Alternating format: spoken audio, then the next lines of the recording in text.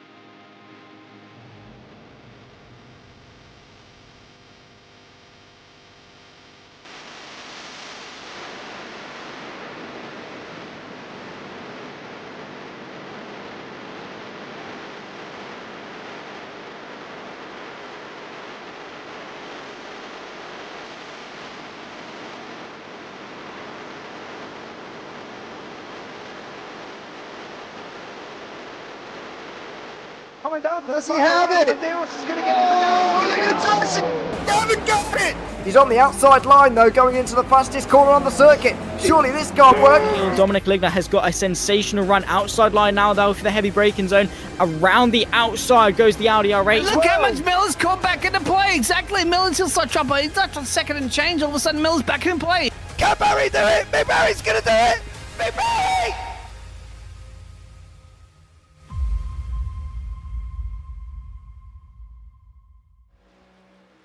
Good evening, ladies and gentlemen, and welcome to the Racers Elite Mixed Series Round 9 live from Talladega SuperSpeedway. I am James Parfitt, going to be joined in the booth by Dean Biggles here this evening, as well as we're going to have 75 laps of this absolute epic Talladega circuit. 2.65 miles in length, guys, and you are going to absolutely love it. Joshua Neal, welcome into YouTube chat.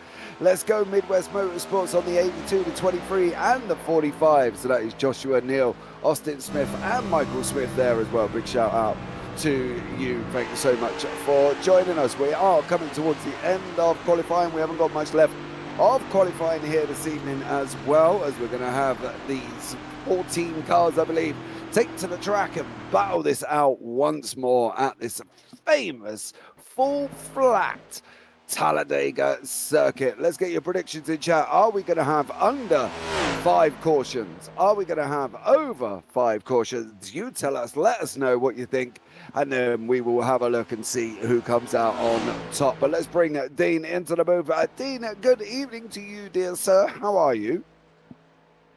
Good evening, good evening, good evening. I'm doing fantastic. Thank you. Back again at Talladega for multiple times I've been here over the last couple of months there, James. But it's fantastic to be on this classic track, and we'll be looking forward to it for the final broadcast of 2023, I believe, for the JP Broadcasting Network. It is, yes. It is the final one of 2023, and where better to finish it up here as well than Dega with this Racers Elite. More than 5 for sure, says Austin Smith, who's in chat. Austin, can you let us know, are you and Michael brothers, or are you father and son? Which way round are you? Because we do see a lot of people with the same surname, and sometimes they're brothers or not. So give us a shout, let us know which one you are, and hopefully in the Smith household for dinner, for New Year's Day dinner, it won't be too bad. Son's there, Biggles, because the last thing you want is two brothers scrapping over the table. Well, there's 3 Smiths on the grid, Dr. James. Oh, we got Kensley. You got as Michael, well. Andrew. Sorry, yeah, Andrew Smith, Michael Smith, and Kensley, exactly. So that is, I actually wanted to speak to you about that one, James. How is there any way we actually on our lovely timing table that we can actually indicate which Smith is which? I guess we have the car number, so there you go. I think you'll be all wearing that one out there.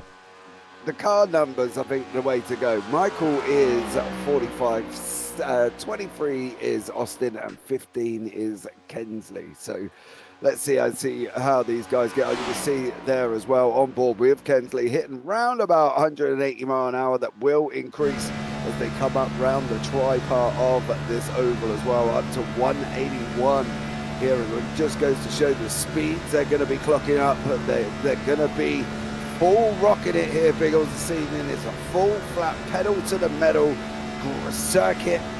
What do we think here as well? Austin and Michael are son and father combo. Which way round, Austin? Are you the son, I'm going to presume? Because I do find most of the time parents aren't familiar with using YouTube. So, you know, hopefully that's not the way. But you never know. It's the way that can happen here as well. Biggles, you know, Dega, 75 laps of Dega. Well, what could go wrong? Well, safety cars, apparently, as they mentioned, as we're seeing AJ just pulling off after setting his lap time. Still a few drivers out there. We have Braxton Barrett and Brandon Fifapoli, I think it is. Fifapoli? See if I get that correct. Yes. Filippo. I'm going to go with Sam Filippo. Let's go with that. I think we're going to Austin's the son. Yeah, Austin's son. Yeah, he is. So there we go. I did say, you know, Austin will be the son and Michael will be the father.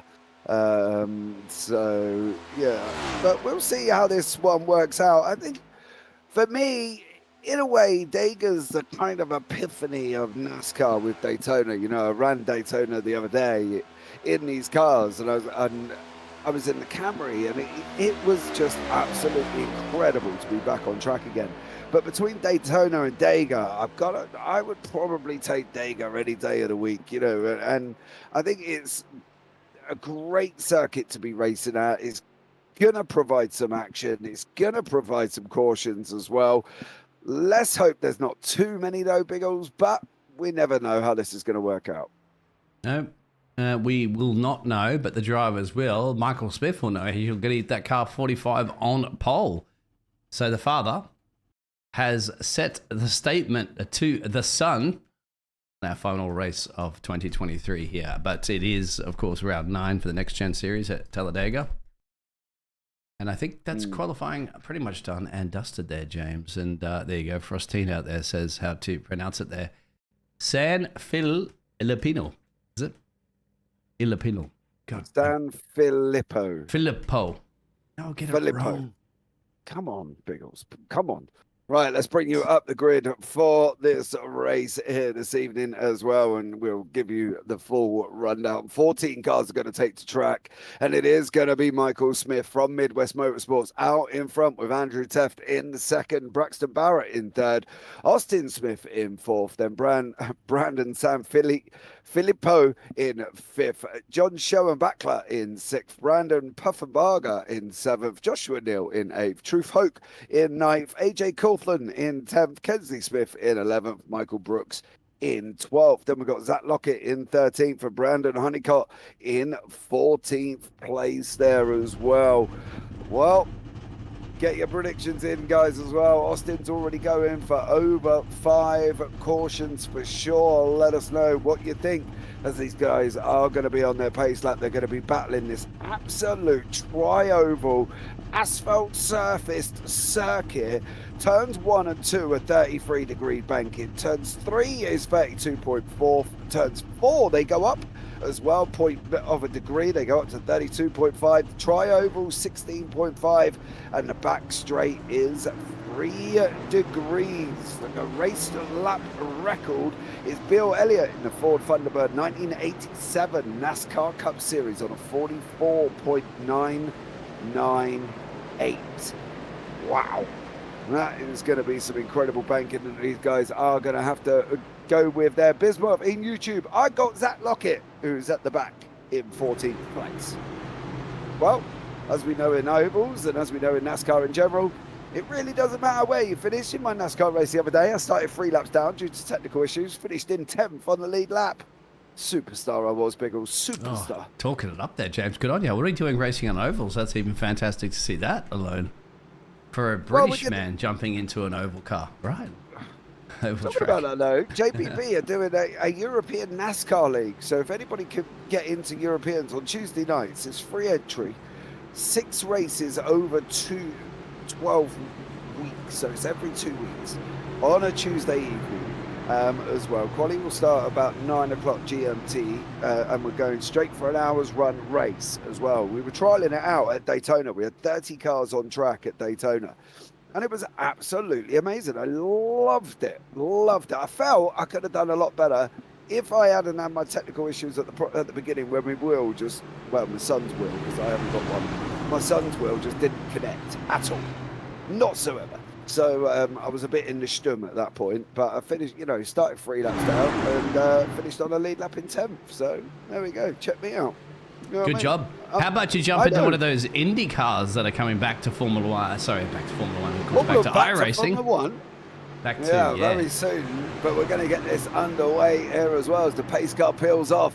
This is the only, probably one of the few tracks that pace car actually runs down the pit lane properly rather than doing a 90-degree turn like they normally do. But let's get this up and running. And it's these 14 drivers back up into each other, into the Geico restart zone once more. And we're going to be up and running. And we will get rolling. And we are rolling there as well. Michael Smith takes the green flag with Andrew Teff left now on the outside line here as well. They've got to be careful not to leave themselves out in the midst of nowhere, because if they start doing that, they are going to be in trouble. There's movements further back as well for the 9 car. John Schoenbachler there as well, moving to the inside. He's come off the inside. We've got this 2 car lane running now as well. Lap 1 of 75. Can they keep it up? You've got to be tucked up right behind each other here, Biggles. I found that out myself as well. All this zigzagging around does you no favours in the background. It's got to be a tight lane. Otherwise, the outer lane will take most of it there as well and get that run. You got to be door banging. You got to be pushing the cars around, of course, because that draft is going to help you out big time for the SuperSpeedway here at Talladega. And drivers will do that. You give yourself a little bit of a nudge and a bit of a push as well. And when push comes to shove, you've got to make sure you get it at the right time, at the right place. You don't want to be doing a little police maneuver and get it all hooked up on the wrong. You're going to be turning those cars all around. Currently, at the moment, still Michael Smith leading from Braxton, who's up inside. But John, you'd have to say, for the number 9 machine, is getting 3 positions currently in P3. Can go 3 abreast, gentlemen, but at the moment, they're only going 2 rows. If they can help it, because as soon as you go out on the upper lane, you're going to be literally just hitting wall there. You can see people starting to drop off as well. What I would do here in this situation, if I was that number 13 car there as well, or a Brandon Honeycutt, is just trying to drop and muscle your way into the inside.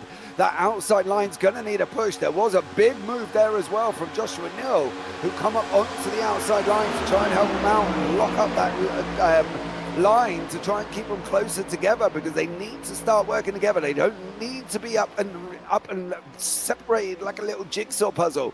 They need to be close. They need to be muscling in here. Teft in the 28 is gonna not Teft. Braxton Barrett in the 28 is gonna need help. He's got it here as well. And there you go. You can see on that outside line, as soon as you lock up bumper to bumper, you instantly push on here, Biggles. As you see now, the 28 of Barrett's just chopped straight down to that bottom line, and is now hoping that that bottom line could give him the push that he's so looking forwards for as well. That middle car is going to get strung out if he cannot get in here. He's going to go backwards quicker than he's going forwards. That's Andrew Teft here. Bossman himself is looking at, he's going to try and send this pretty wide. I don't like the chances for this happening here as well. He needs to get in behind that Midwestern Motorsport car E as well, which then is going to hang out the 11 and the 13, who have now got to work together. This is the problem. You start coming out, you're going to start hitting walls, and as soon as you start hitting walls, that 11 and that 13, if they're not getting in or they're not muscling up together, they're going to be dropping to the back of the pack. He got a push. He got a push there, James, so somebody's agreed to come up in the middle lane there, but now they're following back into that one. Little switcheroo at the moment. Josh is going to go down on the inside there. Austin's on the outside. You got Braxton on the inside line giving a push. High up on the orange car behind him, and if he can get a little push behind him, that could actually turn it into a grand situation between those drivers. It's a 59 just at the back there of Truth, and that's 3 abreast at the back there, 2 there, James. But, you know, once again, you then need a bit of a push there because all of a sudden you scrap so much speed when you don't have the draft. They're going to give it a shot there, James, but further back at the field there still. There it is. Brandon now in the lead there. 6 positions gained for the 27 machine, but plenty of time to go here. 5 down, 71 to go. Yeah, definitely is a rocket all around here as well. They're getting a little bit squirrely in the 27 as Pufferberger got a little bit out of shape as well. That 11 at the back in that orange car. Dude, I'm not entirely sure what's going on there for AJ Coffin, but what I would do is start backing off and slotting into the car beside me. You're not gaining yourself any single advantage by sitting out there on your own. You are like a pair of trousers hanging up by one leg at the moment. You are not going to dry. All you're going to do is get hung up to dry instead. So you've got to try and just back off a little bit, put it in behind the car in front of you who's on that inside line and slot it and give yourself that 2 wide. I believe AJ may have just done that further back as well. They're starting to get a wiggle on now. There's a lot of movement going on. They're battling earlier on as if it is the end of the race, and they really need to be slotting in. This 2 or 3 wide is not doing anyone a favour. As you can see, that front 4, if you go up to the 2 Smiths, the Pufferberger and the Barrett, Biggles, they are locking up bumper to nose, and they need to keep it like that. Teff now needs that push from AJ. He's lost 9 places. He's gone backwards so quick. That car might as well either be a bus or in reverse. One of the two, because either or, that's what's going on with Andrew Teff. He got left for dry, James, as Austin Smith's getting left for drive up behind the wall. It is collision. Oh. That's a collision. I believe that was with, if He's I'm coming not... on track. Oh! Yeah, we got a green. I was going to say, no more green. That's got to be... Who was that a collision with? I couldn't quite get the other car. Sorry?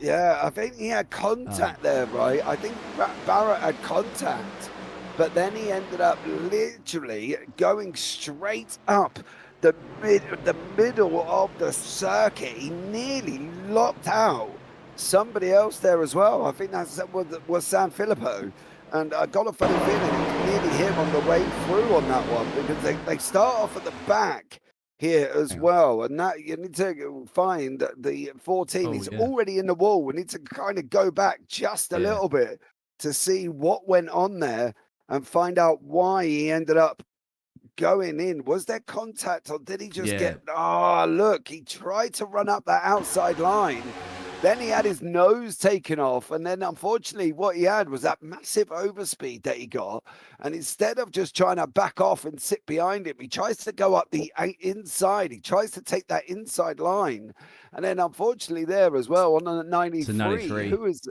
that Lockett? Yeah, and then Zach gets a tag, right? And then he comes back on the inside apron. I don't see if you saw the overspeed coming from Braxton, and that's it. These two tangle. Yeah, but then watch Braxton and then after Braxton, this. exactly. Yeah, he goes, he's all out of shape, and then he just comes straight up the middle of the track, misses the 14. It was San Filippo. Oh, lucky boys there earlier on. So, lap 8 on 1 caution already here, Biggles. Well, let's hope this don't continue like this. Yeah, and Mr. Braxton is in pit road at the moment, sitting there getting those repairs done. You can see the car's up on the jack there. He's going to come back out.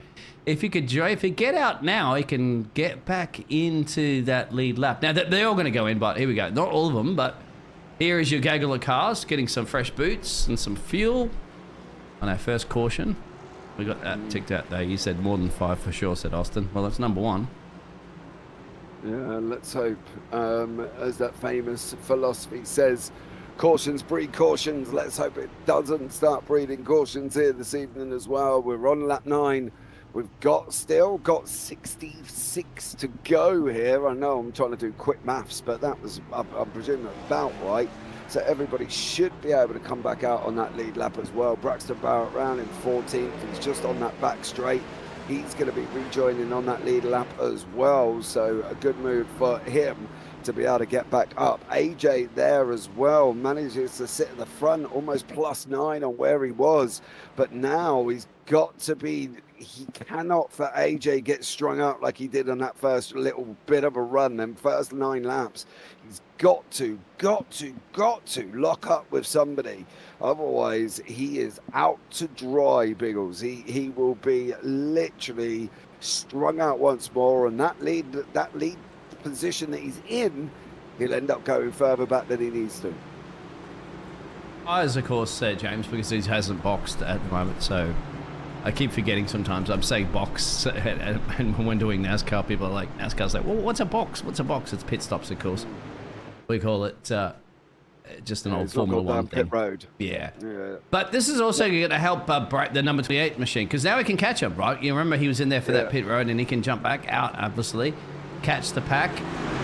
And it will be interesting to see what sort of power AJ can have. Now, remember, 8 laps is not a lot. Give or take 9 laps or so, because you're under caution now anyway. So you should be able to hang in there, gain those positions. But another caution right now, you just don't know if it's going to be beneficial for him. Pace car lights are off, James. You should get ready to go racing. AJ can't go in now, mate. You will sacrifice that lead. There's really no need for you to go in whatsoever at this moment. You've run 9 laps. Your tyres are going to be fine. You can't go in now. You've just got to maintain that front row. He's got to try and hold on.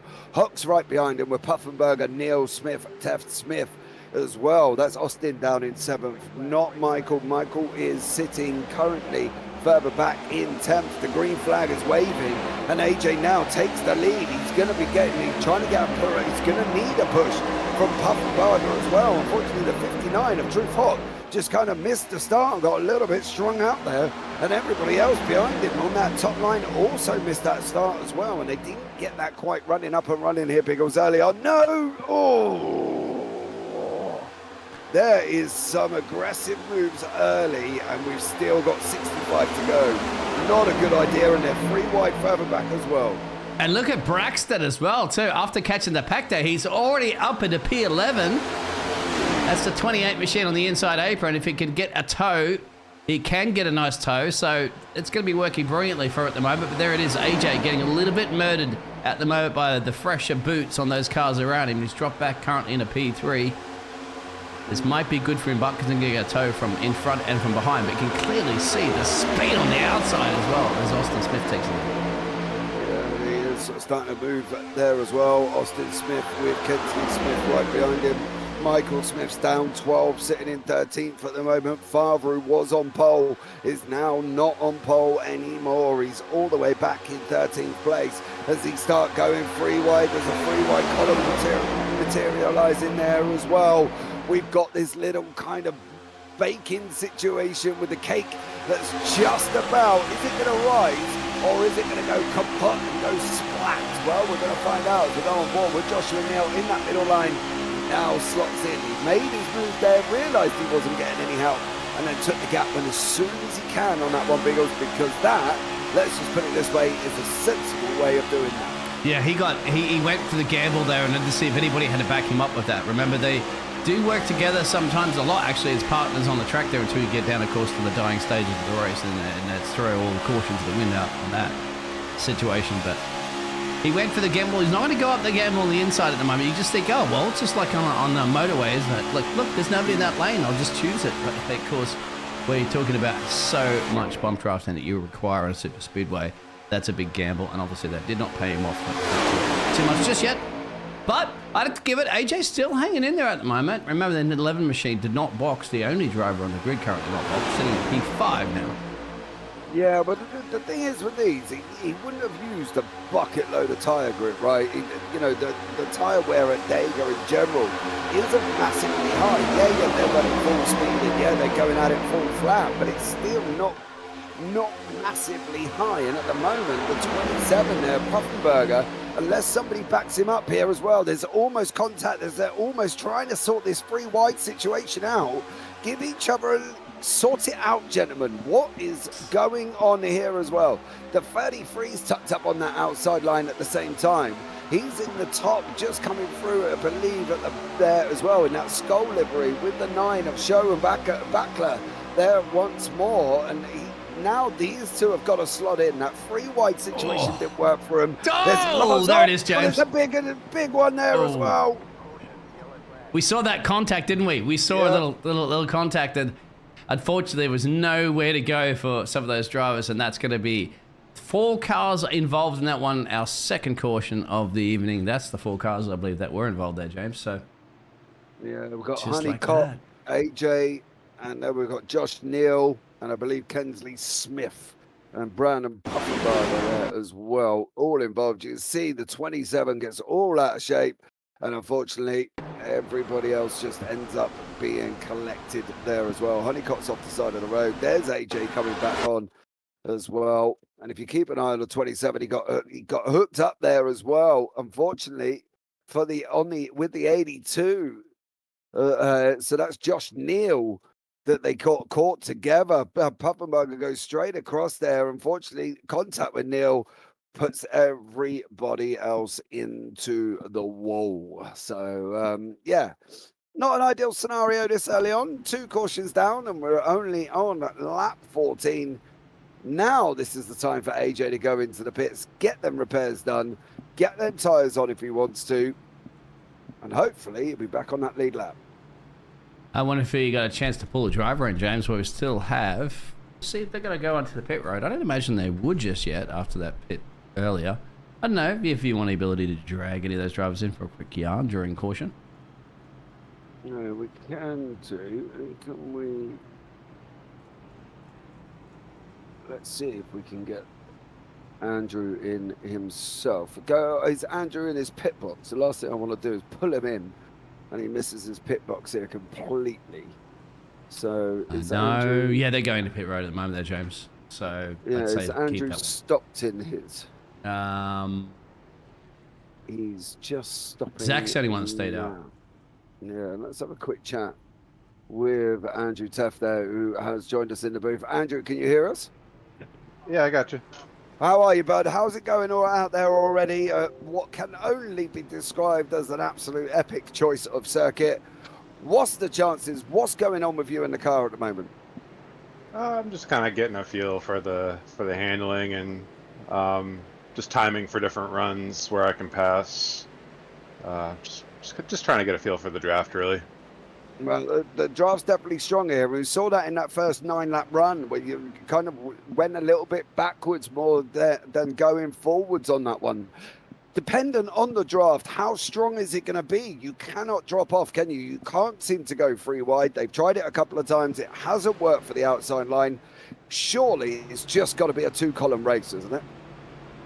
Yeah, I think the outside line is going to take a major commitment from quite a few cars. Otherwise, it's really hard to do anything with it. But yeah, you get 3 wide, and then sometimes the top lane can do something because like the middle lane seems like it gets dragged back. So yeah, just playing around with that, planning for moves for the end of the race, and still a lot of time left. Yeah, what's the hope? What's the hope and dreams coming into this? Where are we seeing Andrew Teft? Are we going to see him on the podium? You never know. I like to be chasing, coming to the win rather than leading. I've had more success at that. Seems like when you're leading, you're kind of a sit and duck sometimes. So yep, it's all about placement. Yeah, absolutely. Well, Andrew, thanks so much for joining us. Pace car lights are going to be off this time around. Have a good one, bud, and hopefully we'll talk to you at the end on the podium. Yeah, thanks for checking in. Take care. I tell you what, James, out there, because it was busy out there in the chat saying I got Zach Lockett for the win. Well, he's in the lead. He's got 12 positions gained, but then again, he did not elect to take that second pit stop. Nor did AJ as well, who we knew that was leading after that first caution. Didn't go on pit road. Eventually got on pit road now, of course, but didn't go on pit road for the second time. So let's see how it holds out, because we saw what happened if AJ kind of got left for dry a little bit at the start of that one. Of course, AJ was then involved in that incident with those other 3 cars. I think AJ was kind of forced into that first stop after being put into the wall. You know, let's put it this way, it's a big thing when you go and end up punting it, you're being put into the wall, and you're going to need to go and repair something. So for AJ, he's kind of one pit stop to the good at the moment. Zach's in the same scenario. He pitted on lap 8. They've only gone, I think it was like 6 laps before the caution actually came out again. And at the end of the day, you know, 6-lap old tyres aren't going to make a massive difference to this early on. Yeah, the yellow come out on 13. And the last yellow come out on 8, and Zach pitted on 8. So he'd only gone 5 laps until this drama happened here for the second caution. So Zach, if he plays this sensible and maybe almost he wants to let somebody through and just hook up onto the back of them and allow them to tow him along and maintain what he's got here. He is up 12 places. Nothing saying that he can't get further up than that. You know, at the end of the day, it's NASCAR and it's Dega. Anything can happen here as well. So Lockett's not in a bad place at the moment. You are right, James, and we shall see. In that banking elevation gives you a fantastic indication of what it's like. It's super speedway, of course. It's pedal to the metal, as you said. Just a little bit of lifting and coasting, but no gear changing even required. We don't even need a gearbox then, James. Don't worry about it. No gearbox. Pace car's going to peel in. And we're going to see how they're going to pan ourselves out for the second caution. 16 of 75. 60 to go, James, for our final race of the season. Yeah. All right, here we go now as well. Final race of 2023 here on the JPB Broadcasting Network. Let's see what happens once more. Can Lockett keep this? Can he go now and maintain the lead? He's already bolted. He's left the back group there hanging on. That is Austin Smith losing a little bit of time at the start. I'm not going to say he lost massive, because you watch now as we're watching back of Lockett's car. Smith's going to be coming, and he'll be coming like an absolute freight train. Teft on the outside. He needs that push from San Filippo there as well. Austin now moves up to that outside. Don't go 3 wide. Okay, do it, and then see what happens here as well. They that's Andrew. No, Andrew's in the fence. And now, will they call a full caution on that one? No, because it's just him. So so the father's gone down, and the son's now they've called the caution. Oh, come on! Nobody else involved. Did you know what that was? That was Boss Man saying, "Right, hold on." You think if so? If I'm down in the wall here, yellow's coming out because I want this back. They have a live steward, if I'm not mistaken there, James. Is that somebody in the live stewarding group there? I'll have a look and see. Hold on a minute. He come down. The problem is it was Teft's own undoing there. He come down on top of Lockett. And the problem is it was just him. So in an ideal world, they should kind of just let it run. There was no need for this this caution to come out, because at the end of the day, I don't believe that it was needed. But, you know, hey, look, I'm not in the booth. I just end up putting myself in the steward's room at the end of the race. Sometimes iRacing calls it by James. I found that in the past, because I've always sat there and said, look, all right, that's not, one car, and even sometimes, James, it could be one car at the very back of the grid that has that at that moment. And of course the cars, you know, especially on this super speedway, is a lot longer than some of the shorter ones. It's not a problem. It's not going to affect the other drivers. And we don't have to mimic the real world scenario. Of course, they do it in the real world scenario, because if there's a bit of debris and stuff like that on the track, of course, that's going to be very dangerous to drive over at, 200 miles an hour. But in this virtual world, there's no have to worry about it. But we'll see if anybody is aware to let us know. Or if it was called by iRacing, or if it was called by race control. Do you reckon Boss Man was like, no, I'm not having, no. I could sit here on my own, but I'm not having that. You lot ain't getting away with that one. But this is an opportunity now for Zach to go in. Of course, so he's going to take this opportunity to get that pit stop there and get some fresh boots on there. Brandon's gone in, and of course we know that Andrew had to go in with that damage that he had sustained. Yeah, so there it is, James. And then I mean Austin Smith now, and this is what you said at the top of the show too, James. And this is the grand thing about it, isn't it, oval racing? So anybody can win it. It doesn't matter. Have you got Brandon down here currently in 10th with the number 27 car? You got Joshua, you got Michael, both the Michaels actually, Michael Smith and Michael Brooks. They can all win it, James. You just got to be there on the final dying stages of this race. be in a good position, say in the top 4 or so. Bingo, could be yours. Yeah. I found that out myself. Literally, you could go either way here when you're doing super speedway racing, when you're doing plate racing, when you're tucked up, in together as they are. Anything can happen. And you just got to be in the right place at the right time. I was just lucky because I was in that lucky dog position when the free cautions come out that allowed me to get onto the lead lap. And then I was out of sync with everybody's pit stop, so I was already in a position where I didn't need to be going in.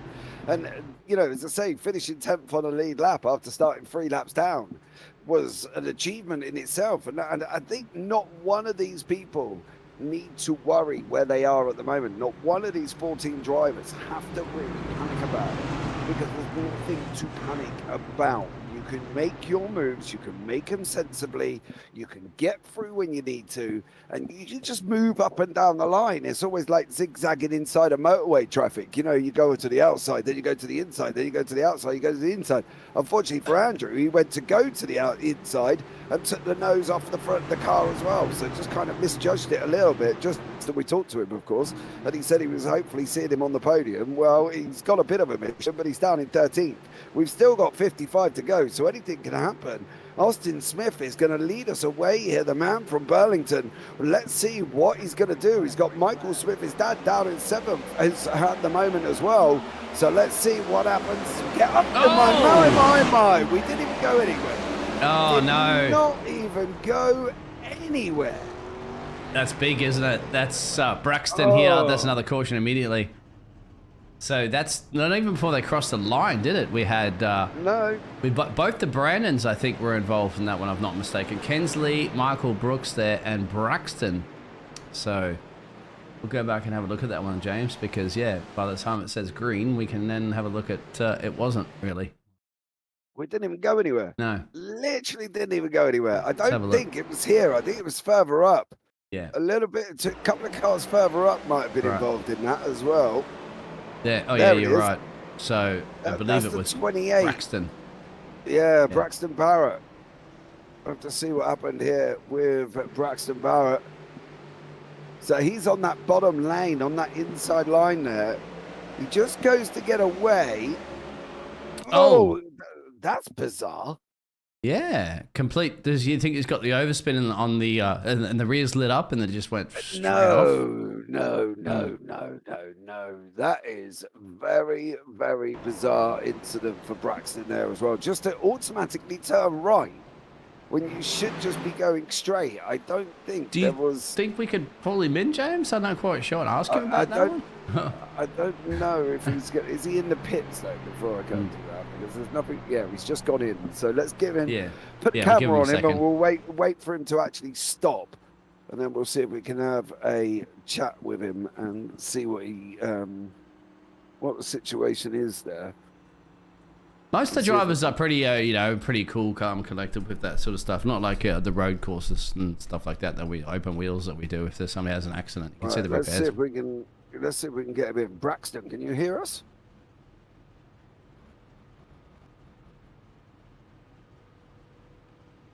Ooh. He's got his car. He may be able to hear his pit crew at the moment, jumping it up. I think he's muted at the moment as well, so I don't think we're going to be able to have a chat with Braxton Barrett on that one.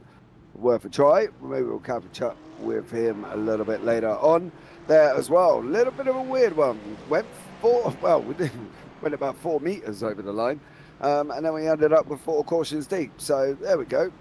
Back up and running, hopefully once more, as we've still got 54 laps here. We still have a few more drivers coming in, James, but I want to look at the start-finishing line. That's where all the incidents happen. The thing is, I don't understand. He just goes left. Just goes right, which just seems a very bizarre way of doing it. You wouldn't go directly to the right. They're not running at slow enough speed where it's not like an open wheeler with full downforce where he's just hit the pedal and he's just puffed it up. They look a little bit bizarre. If that was the situation, Brandon, well, unfortunately there, sir. Feather the throttle in next time, but unfortunately, you put yourself in the pits. Not an ideal scenario at the moment. It isn't, James. Yeah, it's very difficult to say, really. What is our track temperature? I'm going to have a look at that one for a quick second.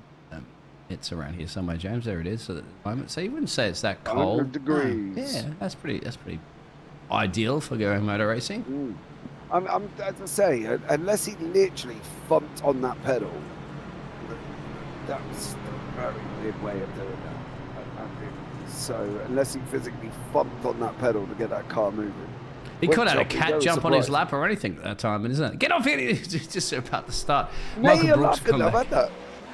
I've had that though. I was commentating on a race. I spoke to a guy and he was like, I said, what happened down at the hairpin? He went, my dog jumped on my lap, put me off. Yeah. Next year, I missed my breaking point and went careered into everyone. That was down at the Hockenheim as well, down at the Spitzkare hairpin. It happens. People don't realize, of course, in the virtual world, you do have them, or your wife is like knocking on a door wearing a pretty dress, or your girlfriend or whatever, and she's like looking at a clock, looking at a watch, going, it's our anniversary dinner tonight, and you're like, uh-oh.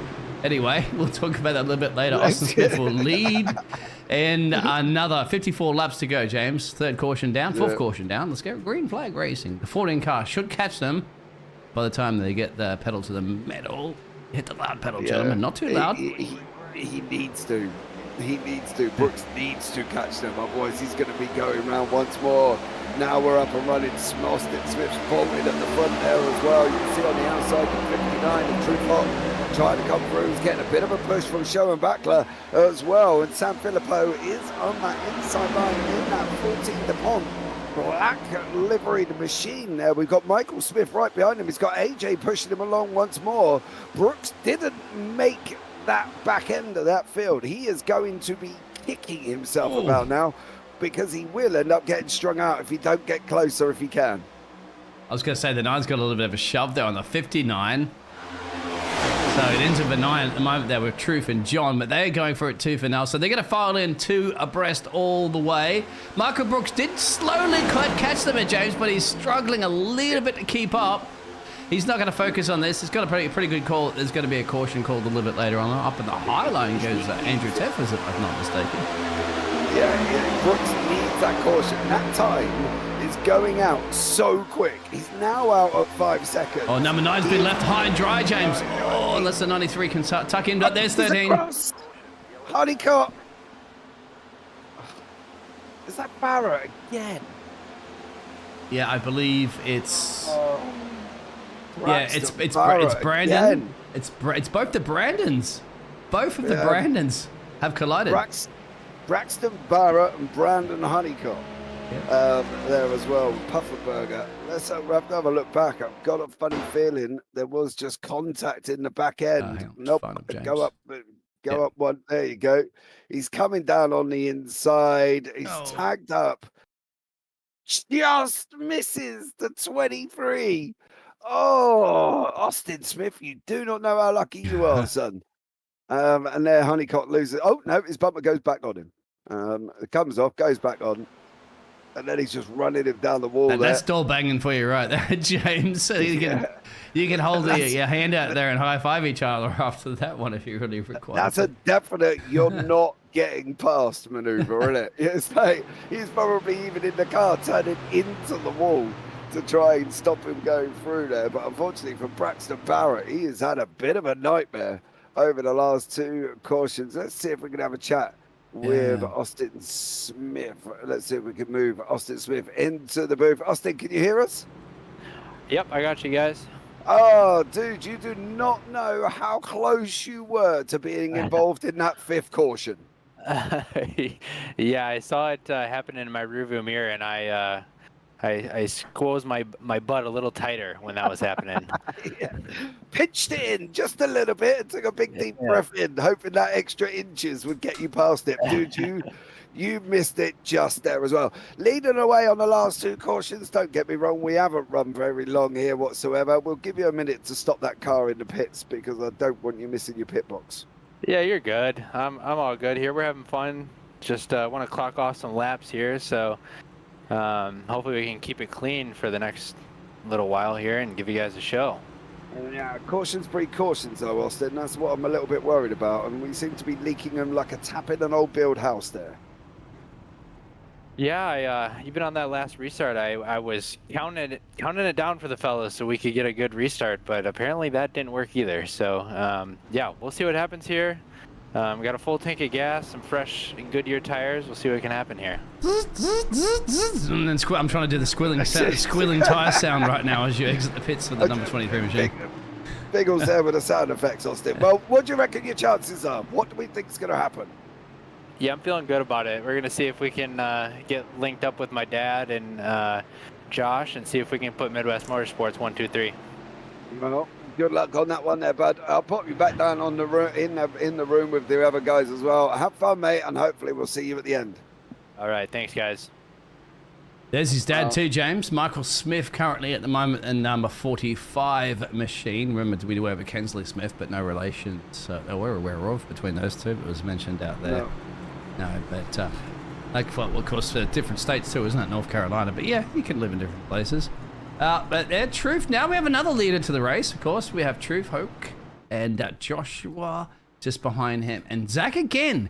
This is the interesting thing about 93 machine. Zach is just kind of, I think, maybe a good prediction out there, hasn't it? Because Zach Lockett has been, they're kind of everywhere from the New Jersey driver. Just hanging in there, hovering in that. I always think you're looking at those drivers that consistently hover around that P3, P4 position during the races, that we're getting close to, not quite halfway there yet, James, but just hovering. Well, here we go. He needs to get back on again. Can Brooks get back onto the path before they get bolted? Come on, move! He's got to go. He's got to go. Mate, if I were him, I'd pick the outside line. Just go straight up alongside him. But let's get this up and running here as Truth Hoke is going to lead us away. Everybody on that inside line. Why have we got single file restarts here as well? Because I'm a little bit surprised. But Truth gets us back up and running here as well. Zach Lockett finishes. Follows him through with Neil, and then we've got Kensley and Michael Smith, no relations as far as we're aware of. Andrew Teft, who's been in the pits 4 times here, this poor number 6 car, sitting in 6th place for the number 6, who's been in the pits 4 times. Get yourself sorted out, guys, once more. Get nestled into this 2-column racing. You can manage that one, I'm sure. And now, as we go on to lap 27 of 75, it is Josh Neal out in front on that outside line with the 15 of Kensley Smith tucked up behind him as well. So still more action to come here on this one, Biggles. I don't think this is finished by any shape of the imagination.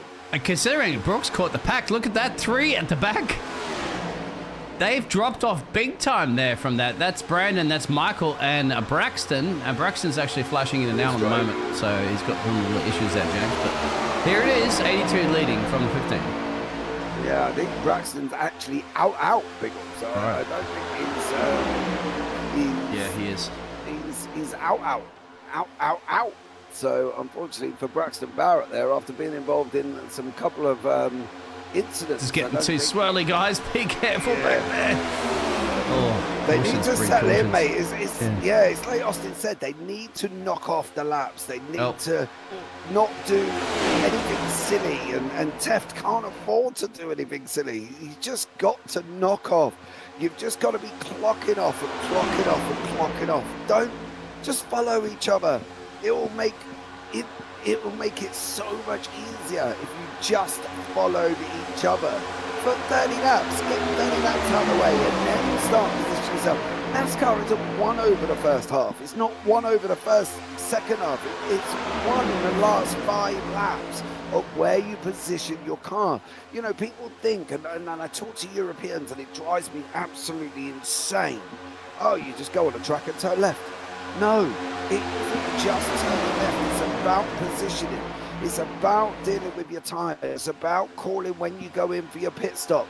It's about bump drafting. It's about being bumped. There's a lot of things involved in NASCAR that if you're not used to it, it can go horribly wrong. And at the moment, for San Filippo, Honeycutt and Brooks, it's going horribly wrong. They've got to link up the 3 behind and go nose to tail to catch the pack up. And this pack have just got to start knocking off them laps, Biggles. They cannot afford to keep trying to go and start moving positions. You're not going to win it over this first half. Yeah, well, it's pack. NASCAR's pack racing. That's exactly right. You got to work together as a team.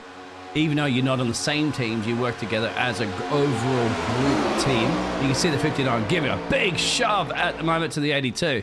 And see that, and not even teammates, but working together because they know that they're going to push themselves further and they know that they're going to defend themselves further against the other cars. We're going to go 3 abreast in the background too, which once again is going to leave one of those drivers high and dry. We're going to even get 4. But yeah, that's the number 9, isn't it? That's John. John's going to be left alone here unless they tuck up behind and give him a little tow. That's the difference, and that's exactly what you mentioned about too, James. That people don't race or even watch races of NASCAR ovals. That that's what all this bump drafting is. A ball bag. That's wheel-to-wheel racing. The thing is with that bump drafting, it ain't just driving your car straight up the back of them and lifting them up in the air. It's giving them the slightest little touch and then back it off away from the corner. So if you bump into a corner, that car in front is going to go squirrely, and he's going to go squirrely quick. Depending on what side you hit. If you hit the as you're looking at the car from your behind, if you hit the right-hand side, he's going to go left. And if you hit the left-hand side, he's going to go right. And I know that might sound weird, but you're digging in the rear tyre, which is going to rip. Look at this, James. They've left Josh for dead. They left Josh for dead out there. Sorry. He moved into the middle there. Nobody backed him up. And just like that, he's gone from basically P2, slotted all the way down to P7, James. So that is exactly what you were just talking about. And it's Kensley Smith in the lead. He can't. He went out. The problem is they went round him. He didn't go out. He didn't move. They went round him and took the position away from Neil. The problem is for Neil, by the time he was reactive, he just couldn't do anything about it. He was just dropping back. They're starting to get laps off, which is great. You can see Sam Philippo, Honeycott and Brooks in the background. They have got to go so close to each other to try and minimize why these guys are battling and swirling around all over the place as we go on board.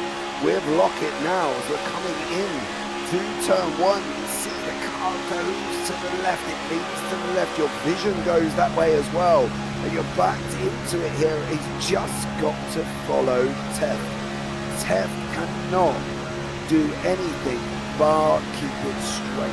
Listen to keep this car straight. I was going to say, James. No, no! Yellow. Listen to the revs as well, too. Just a little lift, see? Now he's caught the 59. He has to lift with a caution. Did you not see it? No, I didn't. Sorry, I was right. Oh, dude. Andrew we Teff. were on board with Lockett looking at Teff, and Teff literally almost turned down onto AJ. Yeah. You need to go back a little bit, but he literally come down on AJ. I don't want to get myself in the booth, but I'm not entirely, in the steward's room after this, explaining my comments, but I am not entirely sure what that was. If that's a slide on the car, I get it. And if there's any contact, I get it. But at the moment, you can physically see there just isn't anything from Andrew Teff to even there. And it just comes down. He goes up. So he's come down once. He goes up again. Then he's going to be looking at trying to come down again on top of AJ. AJ's come up. And I'm not... You can't... Could be netcode. Could be. Well, unless you're going to go on a chopper and give me a chopper view above their heads That was... and let me have a look. I shall. And see if we can get one right above them. But otherwise, that...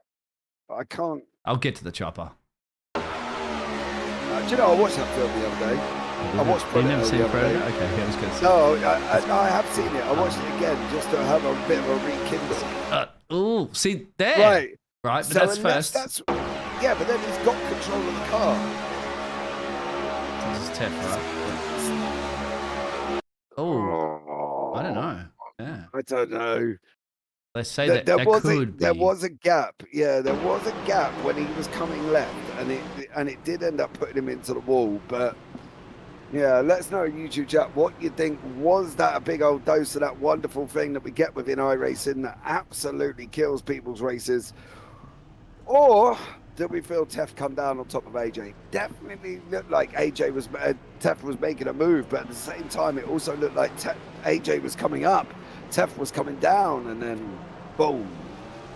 And AJ has now elected to stay back out again, like he did before that alternative strategy. Remember, he is on alternative strategy, so he's going to continue with that at this point. For Mr. AJ. I had been obviously casting a lot of ovals of recent late there too, James, about the netcode. I do believe it's a lot less you find the netcode. We talk about this netcode all the time. It's basically, you go into the oh God, I think Zach's probably the best at explaining that, wasn't it? About how the cars are so close, milliseconds, right? It has to judge or something. You can explain it, James. Yeah, where basically what happens is that it makes iRacing deems that there will be contact between the two cars. And what it does, it then signifies contact. And then that's where it comes back and it says, oh, there was contact. And then you get the contact, even though there probably wasn't going to be contact between Teft and AJ there. iRacing, where two packets come together, it deems that it was contact, so therefore it produces contact. This is Zach, by the way, low in the 93 car. Well, Zach, I hope you're listening to us while we're talking as well. Good job, by the way. Up 9 places, son. Yeah, Zach, come and have a chat. Fair play. We have time. I don't know if Zach's isn't he in the chat? Did you jump yourself into one of those channels there, Zach? We can pull you in because we still have a number 12. Whatever. Michael Brooks is trying to catch that, and yeah, Andrew's having that big time repairs with that. Oof. Yeah, I'm wondering if he's all done. I'm wondering if he's not done, but I'm wondering if he's done on fast repairs. I'm pretty sure. That looks like it, doesn't it? You wouldn't be sitting there for 2 minutes and change, James, and by letting yourself be lapped. He's only had 2 fast repairs. This They've is only got 2 fast repairs, yeah. and Tef's been in 5 times. Just kind of come down on him. Yeah, that's what it looked like. It looked like he came down. It looked like Tef did come down on top of AJ. We could probably pull him in soon, James, but we'll probably have to wait for another caution. Yeah, let's give him a minute and probably calm down a little bit as well, eh? You know what I mean? I don't want to upset the boss. So probably going to end up there as well. Forgot to join the Discord, unfortunately. We'll try. Oh, you're good, dude. Don't put yourself out if you're driving. Let's see if we can get a Zach Lockett win here as well. As you're sitting in 4th place, buddy. Let's see if we can get a win on the board. Give us a wiggle on your steering wheel at the moment. There you go. Thank you very much. I love it when drivers do that. Thank you. Get the tyre temperature into that one. It's about 3,000 RPM. And the pace car lights are off, so we'll let you focus on what you know exactly what to do. So you're a motor racing driver in the esports world. AJ in the lead, 11-15. Kensley to the right-hand side there, and Zach and Truth, of course, will be on the 2nd row if they elect to go the 2 rows there, James. They should do, really. Let's see what goes on here as well. Let's hope we can get a little bit more of a decent run. We're on 36 out of 75 already. So hopefully we'll be able to get a little bit of a run. Can we get at least above 50 before we see any more craziness taking place? Because really there's no need. There is no need for any of this early on. I'm lost. I am really a bit of a loss, to be honest, because there was no need for it. There's been no need for any of these cautions. Every single caution has been avoidable. You know what I mean? Apart from what looked like Braxton Barrett just turning right, which seemed very bizarre for me. But let's get this back up and running now. AJ Kensley in this 2 lines. We've got 13 cars on track still. Tef's 1 lap down, I believe, out on the circuit. But here we go. AJ's already bolted. He's going to be followed by Truth in the 59 with the Neil and Lockett on the outside line. Pushing round into turn 1 we go. There's still slight little bits of movement further back as well on that 27 of Puffenberger. He's got the 45 of Michael Smith in front of him as well. Michael Smith's just dropped down. Don't do that. Don't do that. Oh, unique commitment on that outside line of on that 3 wide Biggles. It looks like Austin Smith may have got it. He may have got it. We're on the inside of Truth's car. Zach's going to get hung out. Yep. No, he's hung out. He's got nowhere to slot in at the moment. He has to tuck in behind perhaps the dew point car right there. No, he can't. Look at that. Just hung out to dry. He's almost last now, James, because nobody wanted to back him up in the middle. That Austin made that move on the outside. He got followed on the outside by his teammate, of course, in that 82, which is Joshua Neal, who followed him. Austin and Josh working together. Michael's on that inside line. Now we have got the Motorsport boys slowly starting to move up here. They're sitting currently at the moment. Austin in 4th, Josh in 5th, and Michael in 6th. So let's see if they will end up hooking up together and getting a free run of the guys there as well from Michael Smith, who's got Austin behind him, Josh behind that as well. They really need San Filippo, and I know this might sound bad, but San Filippo almost needs to sort of, I'm not going to get out the way to allow these three to get in together, because now Michael's not going to be able to hook up with Josh and Austin at the front, because he's going to be sitting on that inside line. He almost needed to try and get out and have a Motorsport 1, 2, 3, which would have been an ideal scenario for him, Biggles. But unfortunately for Michael, he's just not quite there. You can see what Austin and Josh have done. They've pushed each other along on that outside line. They hung out Zach Lockett to dry. They've done it again to Neil in the middle in the 15. Now he's just getting stuck. Well, that's actually Kenton Smith, sorry, in that 15. And now Zach's got to slot in behind the 9. He's got to do it early on. Leaving him out to dry. Anybody that's gambling in the middle lane right currently at the moment is in big trouble. And they come out with lap traffic, believe it or not. Is that Teff? Yeah, I think it could be Andrew Teff. Yeah, because he came back out. There he is. Yeah. Now, but Teff can actually, hopefully, he'll go off to the high line there, so he doesn't want to get involved with anybody so they can just drive on through. But he can actually join the back of the pack there. Now, I would not go up high at the moment, gentlemen, because he's allowing the room for everybody to go past. Look at that. And as soon as they get, he should be able to join in the back of the pack there. Yes, he will. So it'll help him actually not high and dry anymore, but he is still lapped down. Yeah, but he will still get, if they go through or there's another caution, he's going to pick up the lucky dog. He's the only car a lap down. So he'll be able to go back, get his lap back here. What he should be doing now, instead of trying to run that outside line, trying to tag onto the back and lock it, I would drop down behind the green car. He's quite lucky that they managed to pull himself back in, because otherwise... Oh, no, he's not, James. He's gone on the high line. He's gone the opposite. Yeah, that's not working for me. I would just sit in the back and wait for a caution. You know there's going to be one, right? We're at Dega. You know there's going to be one. I'm not... Oh, but he could get the toe here. Yeah, but you've got to think. One thing, 9. right? It's all right having the toe. That's great. And having the massive overspeed. That's amazing. But he's got to go round again to get a lap back. He might as well just sit and wait. And sit there and say, okay, I'm a lap down. Let's wait until another caution comes out where he'll get the lucky dog and can go to the front of the field or round and then catch up to the back. I think he wants to race, James. He wants to race with him, right? He wants to be a part of this. He is a part of it, of course. Austin and Smith. He's got to be careful, because you think about it now, right? Teff's been into the pits. That's pit number 5. You can guarantee he's used his 2 fast repairs, because 2 of them he ended up in the wall. So that's 2 fast repairs gone. He hasn't got any more. He makes a mistake again by doing something crazy. His next repair bill, or his repair time, could be longer than put himself 5, 6, 7 laps down. So way up the rough with the smooth. Is it worth it? Is it not worth it? Just sitting there racing. You can race in the pack. You can drive around quite happily in the pack and join in, and yet still stay safe. Well, I mean, I granted on that one, James, but the biggest problem, of course, being at the very back of the pack is that if there's an accident, bruise up at the front there, you've got your Days of Thunder reaction that you're going to need to either go left or right or go straight and not get into a collision. So either way, he may be safer moving a little bit forward through the pack if he possibly can, because once again, if something happens, my friend, you've got 0.001 seconds to react. Otherwise, bingo. Yeah, once again, you're down there with a heavy repair bill.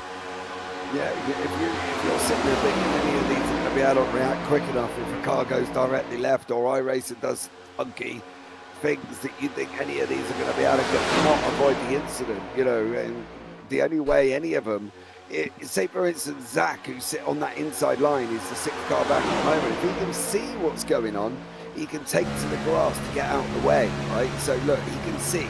If anything from anything in front of him, if he starts seeing a car go squirrely, like now, for instance, he can take to that exit road and just go directly left, you know, and that's kind of what you're almost trying to anticipate when you're pack racing like this is, okay, where is my exit? Because the last thing you really want to do is get yourself caught up in anything. Zach's point of view, he needs to be looking almost like a fire exit in a fire, Biggles. He needs to be looking for a way out. And he's got enough time being that far back. So for him, he's got a way out. But the top line at the moment, they kind of haven't, because the only way out they can go, Seth, don't do that. Dude, you like literally took one lap down. You've unlapped yourself. Now you've got to get away to go down again, to come back again. And that's a tall order for Andrew Teft.